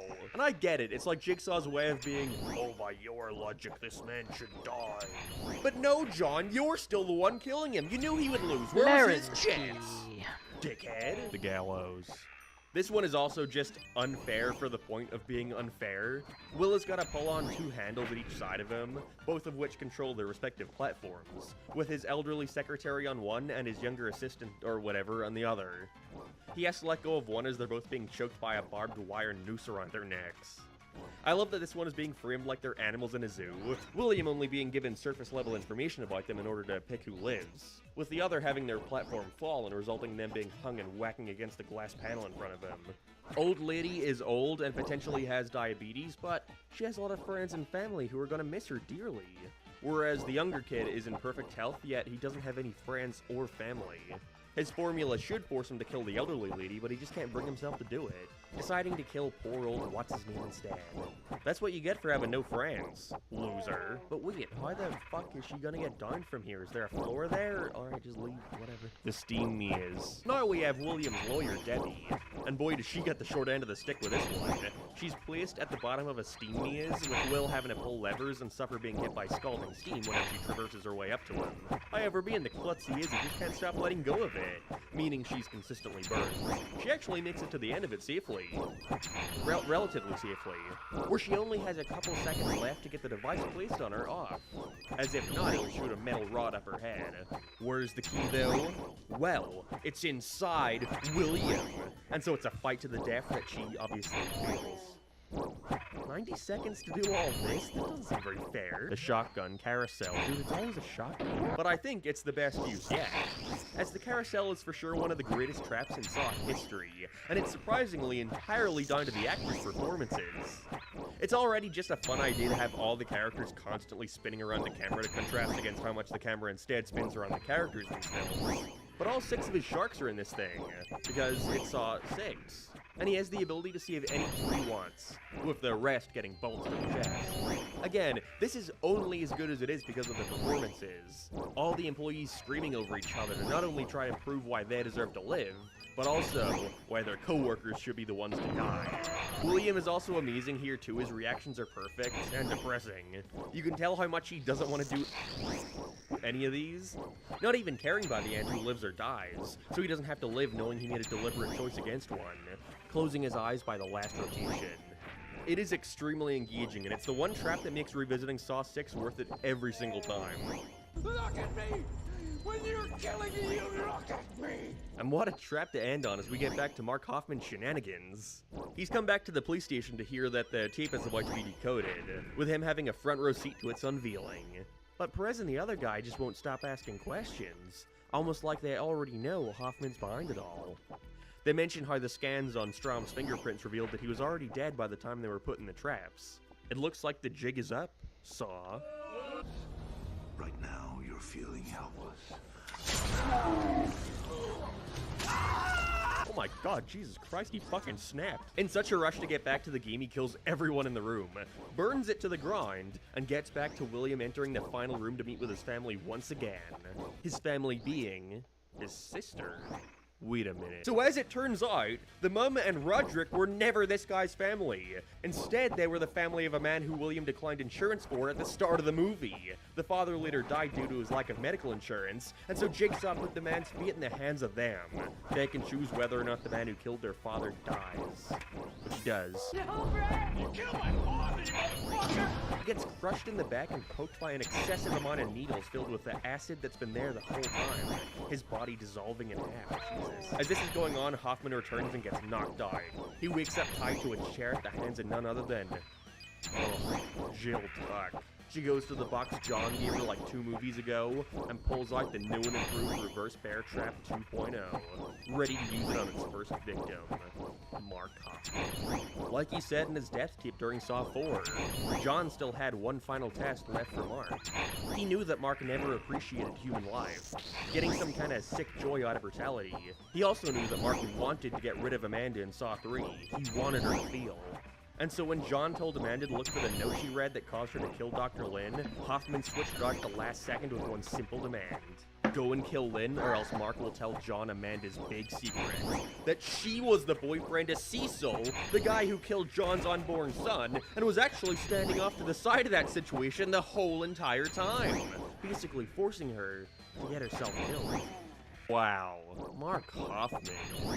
You rock! That is next level prickery. Although, did John know that Mark switched out the letters? In which case, he would know that Amanda feeling wasn't really her fault, as she was kind of fucking forced to do it, so... That was... Why they waited until Saw 6 to dump all this info on us, I'll never know, since most of this happened in Saw 4. It's at the point now where you kind of forget all that stuff happened. And because Hoffman wasn't actually physically present during those movies, it is a little silly to show just how much influence he had in the background. But at the same time, I adore this ending. It is so dumb and convoluted, but it somehow makes a little bit of sense. Except for why Hoffman wanted Amanda to feel, other than personally not liking her, but whatever. This badass even manages to escape an unbeatable trap, breaking his hand to get out of the chair and sticking the bear trap through a window, so that when it goes off, it would get stuck in the metal bars, and leave him relatively safe except for his cool scar face, I guess. Every time I revisit Saw 6, I remember why I like it so much. Kevin has gone all in on the absurdity, and I am all here for it. It feels like they're no longer trying to appeal to a general audience, and instead are just making these for the folks who want to see how fucking stupid it gets. A decision which they perhaps leaned too far into, as Saw 6 wasn't a box office bomb or anything, but was also a huge drop-off compared to every other Saw movie. This is when Paranormal Activity came out, another cheap, low-budget horror movie that took the world by storm for a while. Saw was getting a little old for anyone who wasn't following along with the plot. I imagine for teens and adults who just want to see a fun, spooky horror movie on Halloween, they'd have trouble even comprehending what's going on half the time, considering they don't even feel like movies anymore, just episodes of a serialized TV show constantly picking up where the last left off. Even still, Lionsgate were willing to give Saw one final go-around, no future sequels planned. They declined the pitch to make Saw 7 a two-parter, cutting its plot from a potential 3 hours to an hour and a half. And most importantly, they wanted to go all in on one particular gimmick that has aged so poorly that calling this Saw 7 isn't even accurate. So let's end off this arc with Saw 3D, otherwise known as Saw, the Final Chapter. You didn't think I was gonna forget about Saw the video game, did you? I definitely didn't start riding well into Saw 7 because I forgot about it. This game was developed by Konami and released for Xbox 360 and PlayStation 3s back in 2009. It was originally handled by a different developer and was seen as a pretty big deal, bringing back James Wan and Lei Whannell to write some of the story and design new tracks. However, after the development team went under, it got taken over by Konami, who aimed to change its direction a bit, making it more similar to their Silent Hill franchise with the intent of having them both released concurrently for years to come. They made two. I know I have an Xbox 360 laying around my house somewhere without any wires and also a PS3 that I forgot I owned. And so now I have to ask myself, am I really gonna go out there and buy the hookups just to play Saw the video game? Alright, here's the deal. I'm gonna go to my local game store, and if they miraculously have a copy of Saw, then fine, I'll play through it, BRB.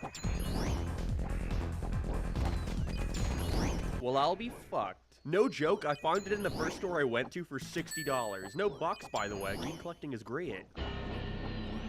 And this is where I would normally direct you towards my podcast channel where I would have played through the whole thing and uploaded it, but I'm sorry, I'm gonna have to go on a bit of a rant here. PS3s are shit, I'm glad I grew up with Xbox. I never liked the PS3. I was addicted to my PlayStation 2 though, I thought it was the greatest console in the world. Then one day my dad came home with an Xbox 360 for himself, which he then proceeded to never play, so now it was mine. My friend had a PS3 and I thought that thing fucking sucked. The controller was lame, it just looked so flimsy, and any game I had on Xbox that he had on PS3 always seemed to look and play worse, but that might have just been my kid brain convincing myself I had the cooler console. So I got this PS3 laying around in my closet somewhere and decided if the guy only had Saw on PS3, then fuck it, I'll play it on PS3.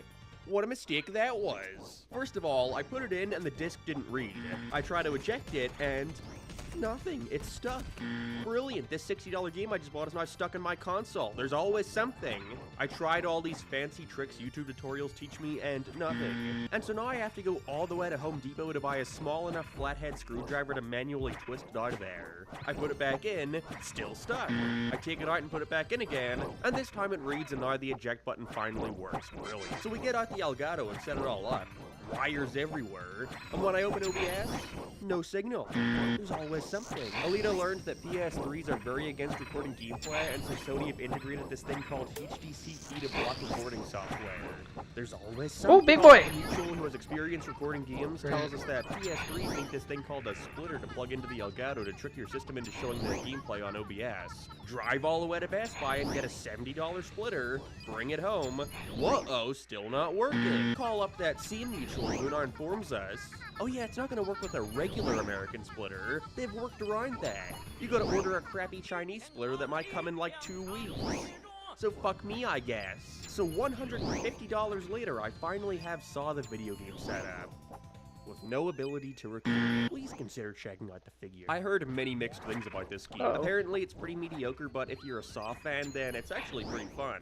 And after going through the whole campaign, yeah, I agree. I'm not gonna sit here and review the whole thing. I know we're all just dying to know what happens to Mark Kaufman and Jill Tuck. And going through this game at the time it came out must have been So weird for people following the timeline, because this whole thing stars Detective Tapp from Saw 1, right in between the events of Saw 1 and 2.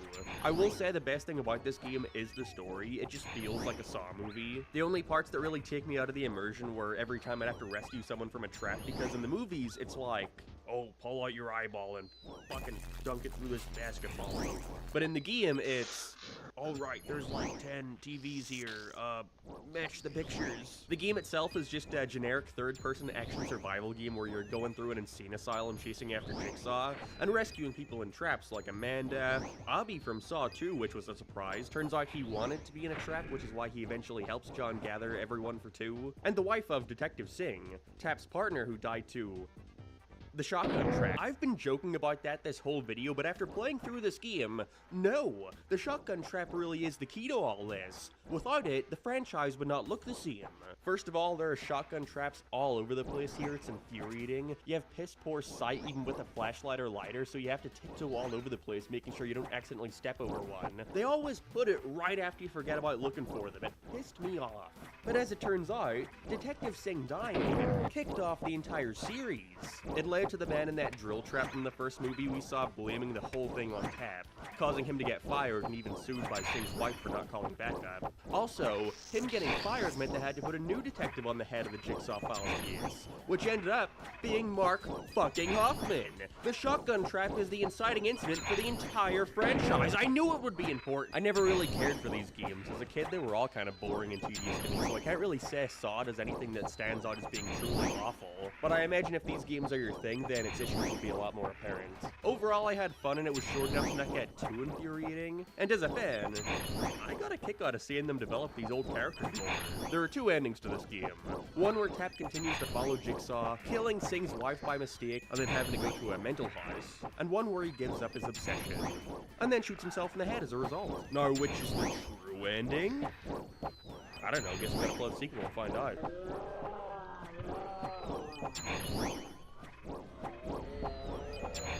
So I just saw Saw 3D and it was pretty good. I'm giving it a 6 out of 10, closer to a 5 than a 7. It's time for Saw 3D Game Over. Once again directed by Kevin, which is weird since he was initially going to be busy directing Paranormal Activity 2. Wow, working for the competition, I see you. Although by far the most disappointing aspect of this film is the knowledge that Roderick was supposed to return for it, but he couldn't as he was too busy filming Diary of a Wimpy Kid. It's all connected. The setup for this movie is fucking wacky. I love it. Jill Tuck knows that Hoffman survived the reverse bear trap, basically putting a giant kill me sign on her back, and so she resorts to going to the police for protection, exposing Mark Hoffman to the new detective, Gibson.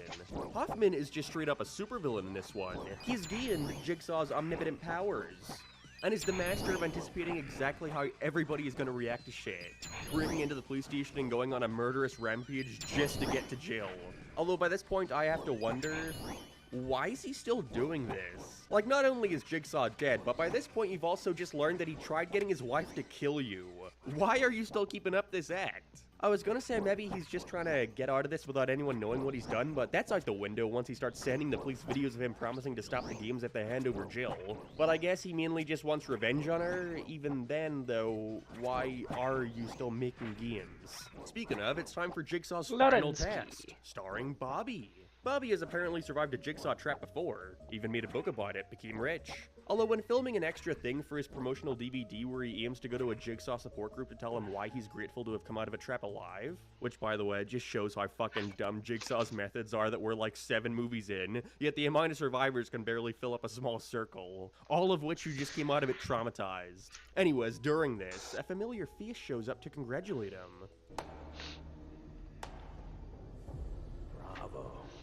It's Dr. Gordon! Although it's kind of hard to fully embrace his return when he's acting like a fucking supervillain. I'm sure I speak for everyone here when I say how grateful we are to be part of your promotional DVD. I wonder what's gonna happen. Shortly after this, Bobby wakes up inside a trap where we learn the grim truth. He was never part of a Saw trap and just made the whole thing up for money. And the police just never questioned, like, where it happened, or where's the crime scene, any other witnesses. Forget about it. Now Jigsaw's making his story true by forcing him to go through a real game. And get ready, because they blew their previous trap record out of the bloody water here with around 13 whole traps. They really wanted people to see this one, and so it's by far the most out there and creative when it comes to different ways to unalive people, such as the public execution trap. The public execution trap just screams trailer moment. You know what, I'm gonna click on the trailer and see what they start with. Oh, there you go. You can just feel the marketing push behind this one. The thought process was clearly, alright, we'll have it start off like a normal movie and you don't know what it is yet, until you realize that it's a saw trap happening IRL, whoa! Two guys wake up with their arms chained to a contraption sporting 3 saw blades. One at the left, one at the right, and one in the middle. Jigsaw gives them the choice of who to kill. Brad, Ryan, or Dina. Brad and Ryan of course start trying to kill each other for thy fair maiden's hand, before realizing she's a two-timing bitch. In which case the bro code overrides, and they choose to saw her in half. But like, how did John Creamer know she was two-timing them? Was he just like, sitting in the food court at the mall watching her sitcom switch between the two? Wait, why is he dressed like that? Also, just to get it out of the way, if you're wondering why the blood here looks so different when compared to all the other films, it is sadly a result of them using special blood that's designed specifically for 3D movies. Meaning if you're watching it as is, it looks like this weird My pink nose has color. like a It's pretty Liam, sword in honestly, it or especially when compared to how harsh and dark the blood was in previous movies. The Pain Train. Yeah, it's the worst. Sorry, I mean the Pain Train. This is part of Jill Tuck's dream where she imagines Hoffman setting up this massive moving contraption on reels that has a giant spike on the end of it, rushing towards her chained up in the middle. Once again, this was clearly just done for the 3D effect, and I think the writers could tell how much people hated Jill Tuck, and so they wanted to throw in some fan service of her getting brutally murdered. I mean, what? The horsepower trap. Okay, this may be the most elaborate of any Jigsaw trap yet. We got the lead singer of Linkin Park, that is not a joke, waking up inside a car with his bare back glued to the leather seat. He's got to pull on this lever through the window or else a massive chain reaction will be set off. The car will fall, resulting in the wheel crushing a girl's head. This guy chained up to the back of the car has his arms yanked off, and this guy tied to the door right in front of the car would get driven into, with the car eventually driving out and crashing into a pile of trash outside and launching him out the window, his skin ripping off in the process. When did he have time for all this? This is because they're all racist. Hey, I may be a murderer, but at least I'm not rude. The Hoffman and Jill stuff is so heavily removed from the actual trap shit that I have to wonder, when do they find the time to set any of this up? Again, playing the Saw game only reminded me of how far removed we've gotten from where the series started, and I'm all for it. Let's get more crazy. The lawnmower trap. This is a short flashback to one of the Jigsaw survivors, recounting how her and her husband were holding onto handles directly above a floor of spinning lawnmower blades. She made him let go and survived somehow. Boy, I would fucking suck at this. I'd fall immediately. The suspended cage. Alright, now for Bobby's game. Yeah, we got all those traps before the main plot of the movie even starts. I'm telling you, they went all out. This first one, though, is pretty TM. The cage is risen above a bunch of spikes and he just has to use his momentum to swing to the other side. Yahoo! The silent circle. Alright, here's where things get interesting. Nina is Bobby's publicist and she's in that trap. Alright, I think we'll open the 7 keys we have. We didn't finish the task yet, but it's almost bedtime, so we'll finish this hard clue, and then we'll finish that, and then everything's great.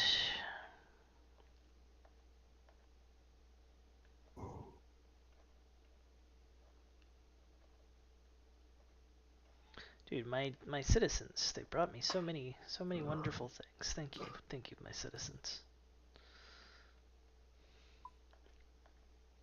I think maybe we do less teaks for a little while and we do more coal. Give me the coal.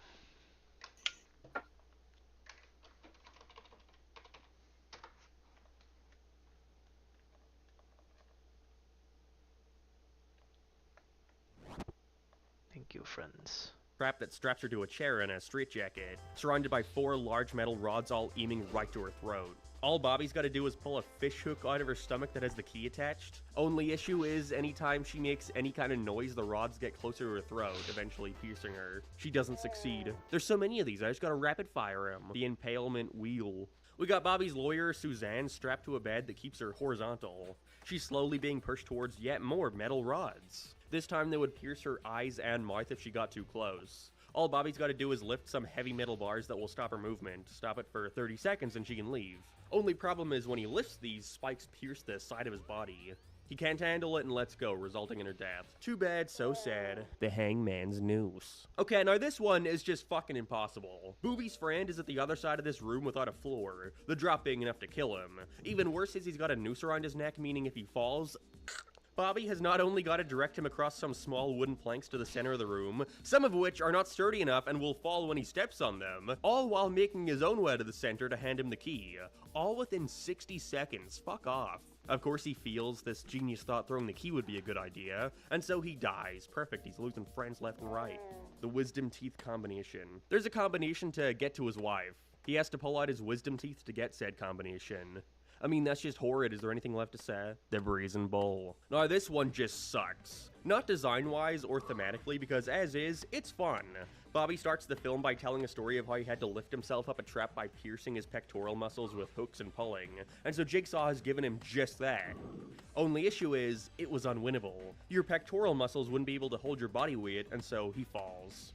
But this one is only so awful because the punishment for losing the trap is that his wife, who by the way had no clue that he lied about being put in a trap, gets locked inside a dome that is then lit on fire, brutally burning her to death. She gets the worst outcome here, and she didn't even do anything.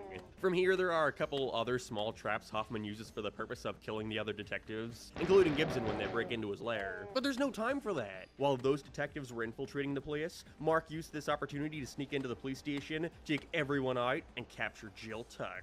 And so we finally get to see the reverse bear trap successfully go off after 7 whole movies, as he puts it on Jill with no escape. Blowed up. As Hoffman walks out of the place, having taken out everyone else tied to the Jigsaw murders, he gets jumped by 3 pigmen, one of whom takes off their mask, revealing none other than Dr. Gordon. It turns out he was also helping out the entire time. After the events of Saw 1, he was taken in and healed by Jigsaw, convinced to help him out in his future plans. Why? I don't know, Stockholm Syndrome. He was the one doing all the surgical procedures this whole time. Sewing people up, he's the guy who wrote the I know who you are note in Saw 5. He was helping in the background without any other apprentice knowing. Wow, that sure is stupid. He poetically throws Mark Hoffman in the Saw 1 bathroom, being ordered to do what he must if anything bad were to happen to Jill. Glad he wasn't instructed to, like, step in and save her or anything. Now that bitch is dead. With that, Hoffman is left in the bathroom as Gordon walks off into the green misty sunset. Game over. Also, if you're wondering who the other 2 pigmen are, according to the director's commentary, it's Brad and Ryan from the start of the movie.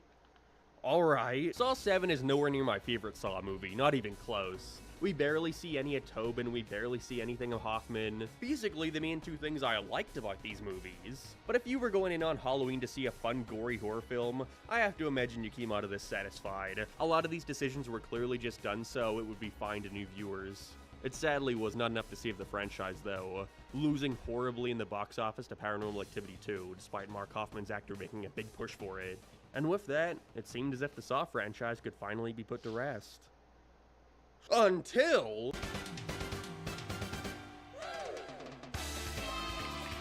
What, you think this is over? Look at the timestamp, dude. Jigsaw never dies. Right before the series' 7-year hiatus, we got one final video game to look at. The sequel to Saw the video game, It Saw the Video Game 2, Flesh and Blood.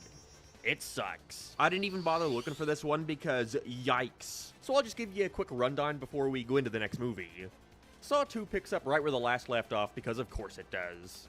The freedom ending from the last game was apparently the canon one with Detective Tapp taking his own life, RIP. And so now we're in control of his son, Michael Tapp. This is after playing as some other random guy for a really short period of time. It stands out a bunch because you suddenly just switch to Michael for the rest of the game. He's kidnapped by a pigman in front of like a dozen police officers and is thrown into a game to investigate his dad's death. This is of course through tediously doing the exact same puzzles as the first game, just with a million more annoying ones on top of that. It seems as if their way to try and fix criticisms with the first game was to just remove them and replace it with automation. What is this, a Sonic game? Thanks, Jigsaw. I mean, Billy, fuck. People said the original had sluggish combat? Well, how about we make it all quick-time events? They can't criticize our gameplay if there is none. They also just made the presentation a lot more stylized in places. especially the with character summit of models. Trollheim. And in any other game, I would praise the effort, but here, Oh, okay, you that's kind of need it to be as close to reality as possible to feel Oh, a lot no, of it's... the already not very good gore. No, it's As the not. game No, well, I'm progresses, an we learn that Shep ancient. was... I don't want to switch my... I don't want to my prayers.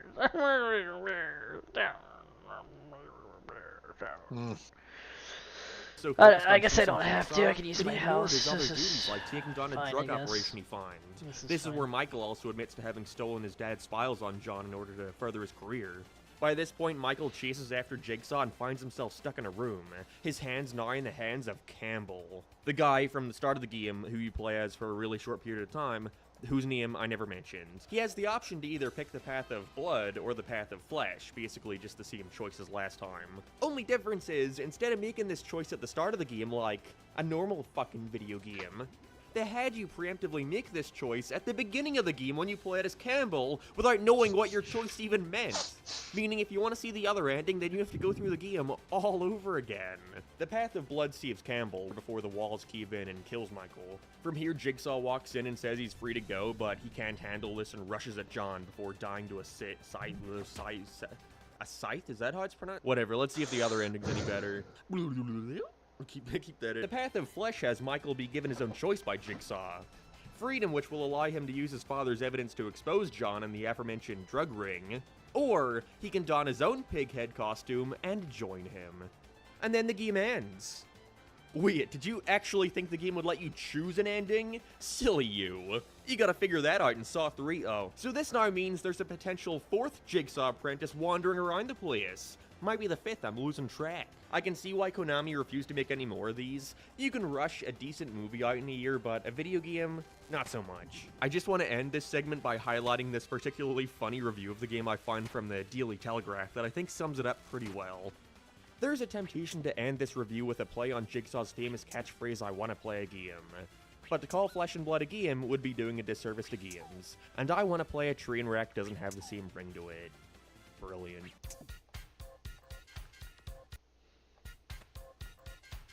Another clue. After a 7-year-long hiatus from 2010, 2017 marks the return of John Kramer, dropping the number scheme and instead opting to have this film stand out from the rest by calling it Jigsaw. Yeah, if you were hoping this movie was going to build off the previous, maybe show us more of Dr. Gordon, then you'd be mistaken. Mystic Fire This is what we Staff, like. Diamond Bracelet, Rune Boots. That's actually really annoying.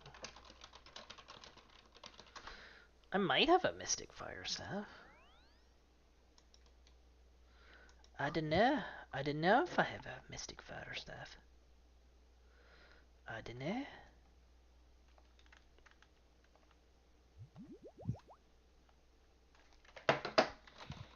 Got 17 Mystic Air Staffs. That's gotta count for something.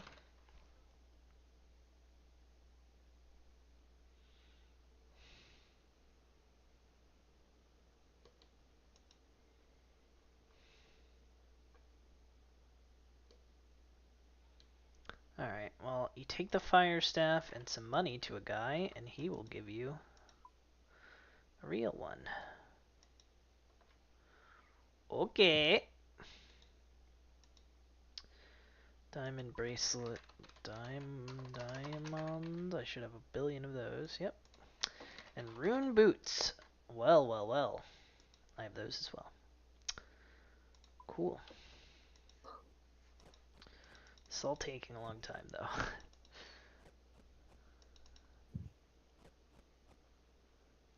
Thormac.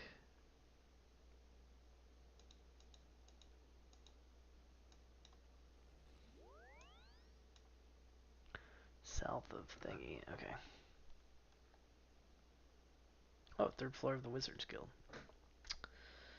Well, now I have to get back to my house.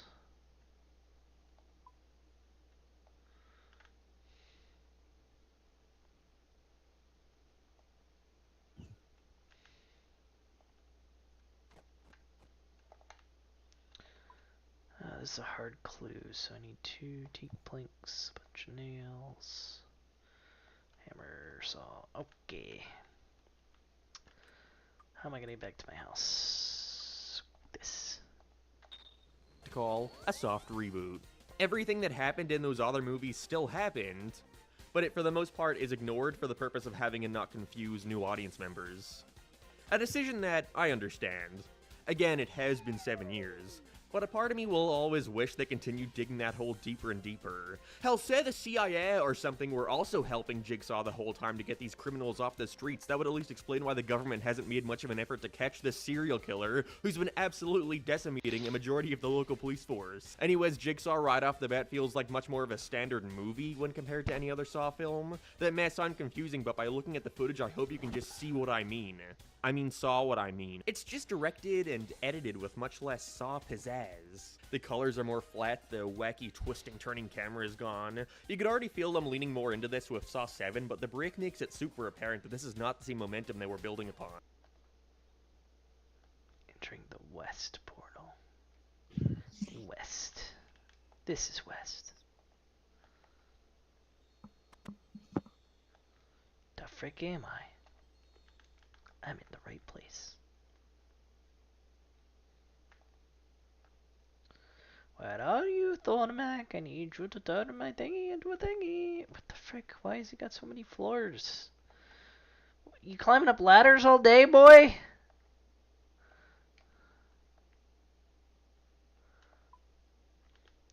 Mystic Fire Stave. Alright, I think there's probably a teleport near the exam site on Ancients, actually. Yes, Sinistin teleport. Molly.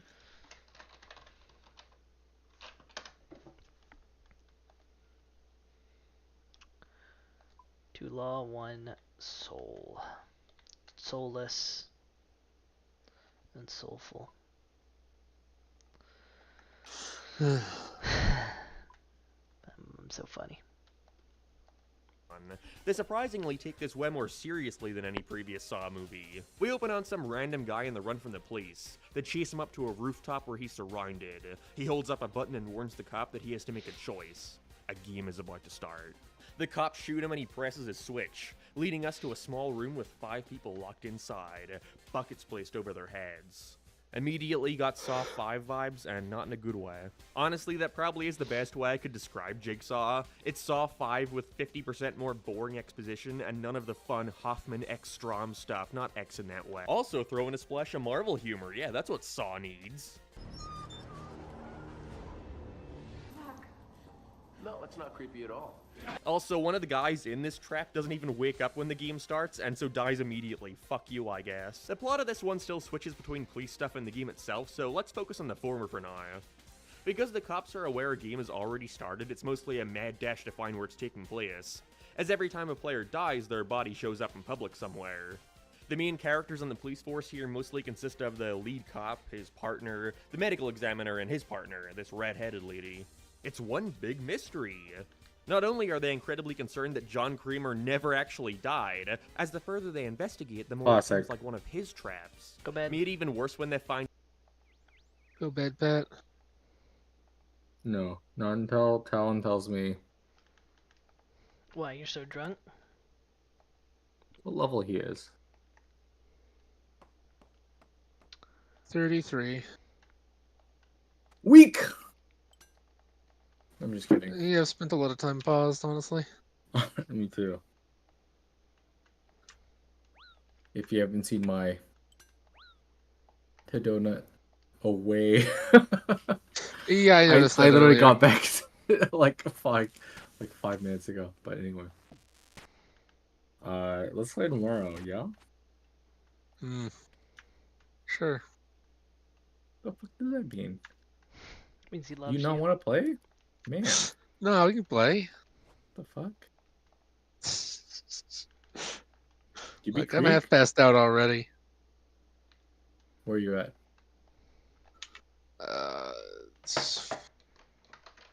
Walking up to stick this key into a door before walking away from this area. That sounds like Fallout. It's a fucking mini dungeon Okay, in Act 1. when do you want to fucking play? I don't know when I'll wake up. Wake me up Not like before you not like what go. time, but like what level? Oh my god. Oh, I don't know. What level are you? I'm like 33.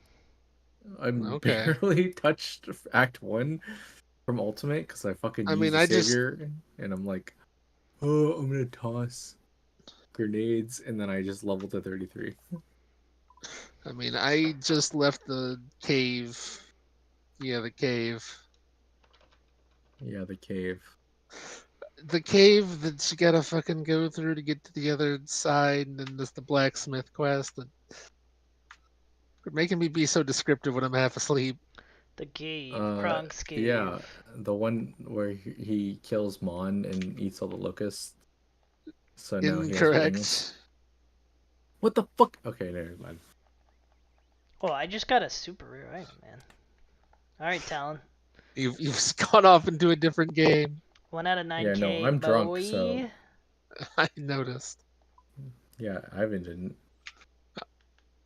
Oh, he noticed. He refuses to elaborate because he's... I called you drunk already. He's deep in League? No, bullshit. I'm not doing leagues yet. What are you doing then? Just playing the game.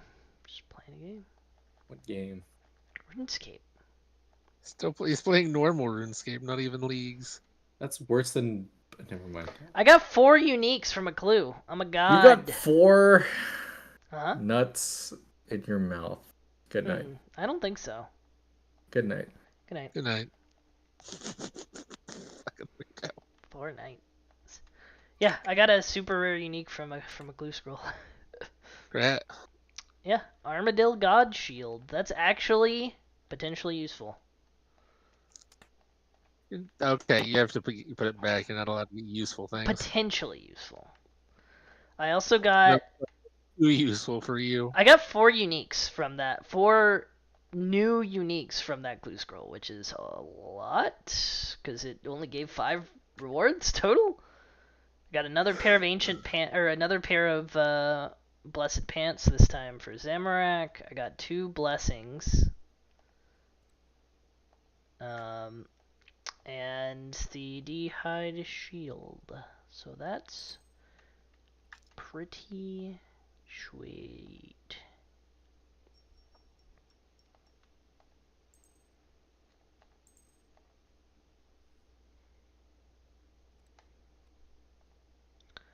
Alright, let's put all this garbage away. Need to put stuff in my house. And then it's time to go open the Laren's keys like I promised, and then it's really bedtime.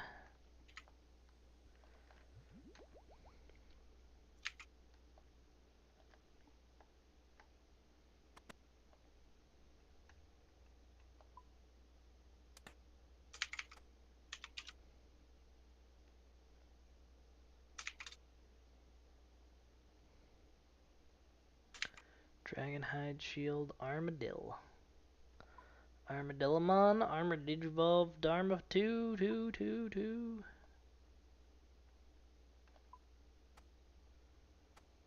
Alright. Now we go to Edgeville, because we're edging. Find out that his body is no longer in his coffin. Or otherwise, if Jigsaw isn't dead... Not that asleep. Then could it be anybody on the inside again? This is made even worse when Logan visits the red-haired girl's place and sees that she's a massive John Creamer fanatic. Building recreations of all his previous traps for easy fan service, including some that apparently never saw the light of day, being part of a game that was never discovered. Ooh. Meanwhile, we got our 5 quickly down to 4 players. They all have something in common and need to figure out what it is to help them escape. But being a Saw movie, our player count drops 1 by 1. So let's quickly get the traps out of the way, as they are nothing to really write home about, unfortunately. You could tell they wanted to make a more team film for general audiences here, so a lot of the gore is underplayed. Weird decision when making a Saw movie, but I'll go along with it. The bucket room. This is the starting trap I mentioned before. Every player wakes up with a bucket on their head, minus Bozo over here. And our me and lady character quickly realizes that all they gotta do to avoid being pulled into the buzzsaw wall is to give a drop of blood. Any amount. Ooh, she pricked her finger. Yikes, what an opener. The chain hangers. After everyone escapes the room, they're further dragged into this wide open barn, which already kind of lessens the tension a bit. I get they wanted to do something new, but at the same time, the claustrophobia and the feeling of not really knowing where you are was something that was always sort of spooky about the others. That someday you could just be lifted from your everyday life and dropped into this almost different plane of existence where no one can hear you scream. It just seems like the thought process here was, making it different equals making it good. Wait till you hear the writer's original pitch where the game entirely took place outside. Either way, Billy the Puppet comes out and informs them that someone needs to fess up. Whoever among the group was responsible for stealing a lady's purse and directly resulting in her death. They've just been injected with poison and need to inject themselves with 3 needles, one of which has the antidote and the other 2 containing acid. Everyone starts slowly being raised into the air by a noose until the blonde lady has to make a choice. And despite her clearly knowing which needle it is because of the number on it, she still can't make a choice. And so in order to save everyone, one of the other contestants, this guy, Ryan, fucking injects her with all 3, resulting in her brutal death. This one is okay, if not a little infuriating. Again, you have 3 needles. Alright, here we go. Here's the keys. Yahoo! Cool. Awesome. Cool. Awesome. Dagonite Robe Top! Awesome. The heck is that? Uncut Ruby, Rune Plate Legs, Gold Ore. It is one of the uniques. One of the 3 uniques. So it's getting more uniques. Yeah, proves I'm a wildy boy now. Wait, isn't that one of the uniques to make your... No, it wouldn't be. It's not Alpha Boss. Nope, it's just a magic set.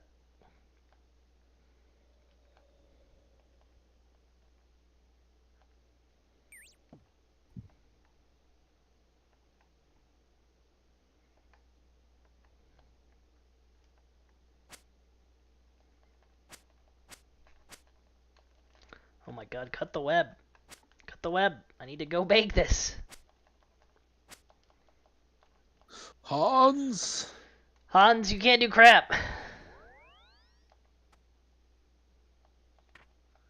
Dagon high, I'm high on Dagons. How much better is that in the Mystic? Quite a bit. That's a decent magic upgrade, actually. And it looks cool.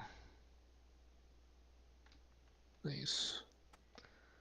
So we got a bunch of gold ore, a ton of coal, which is great, because that means we can actually, like, make all these ores into things at some point. Cool. Cool beans. Alright, let me teleport back to the thing.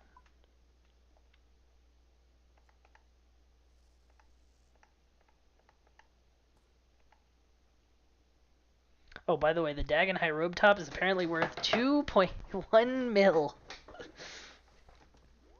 Excellent.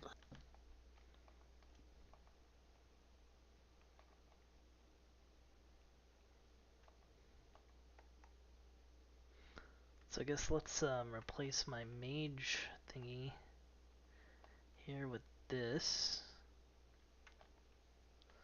Then we'll put this back in my house for next time.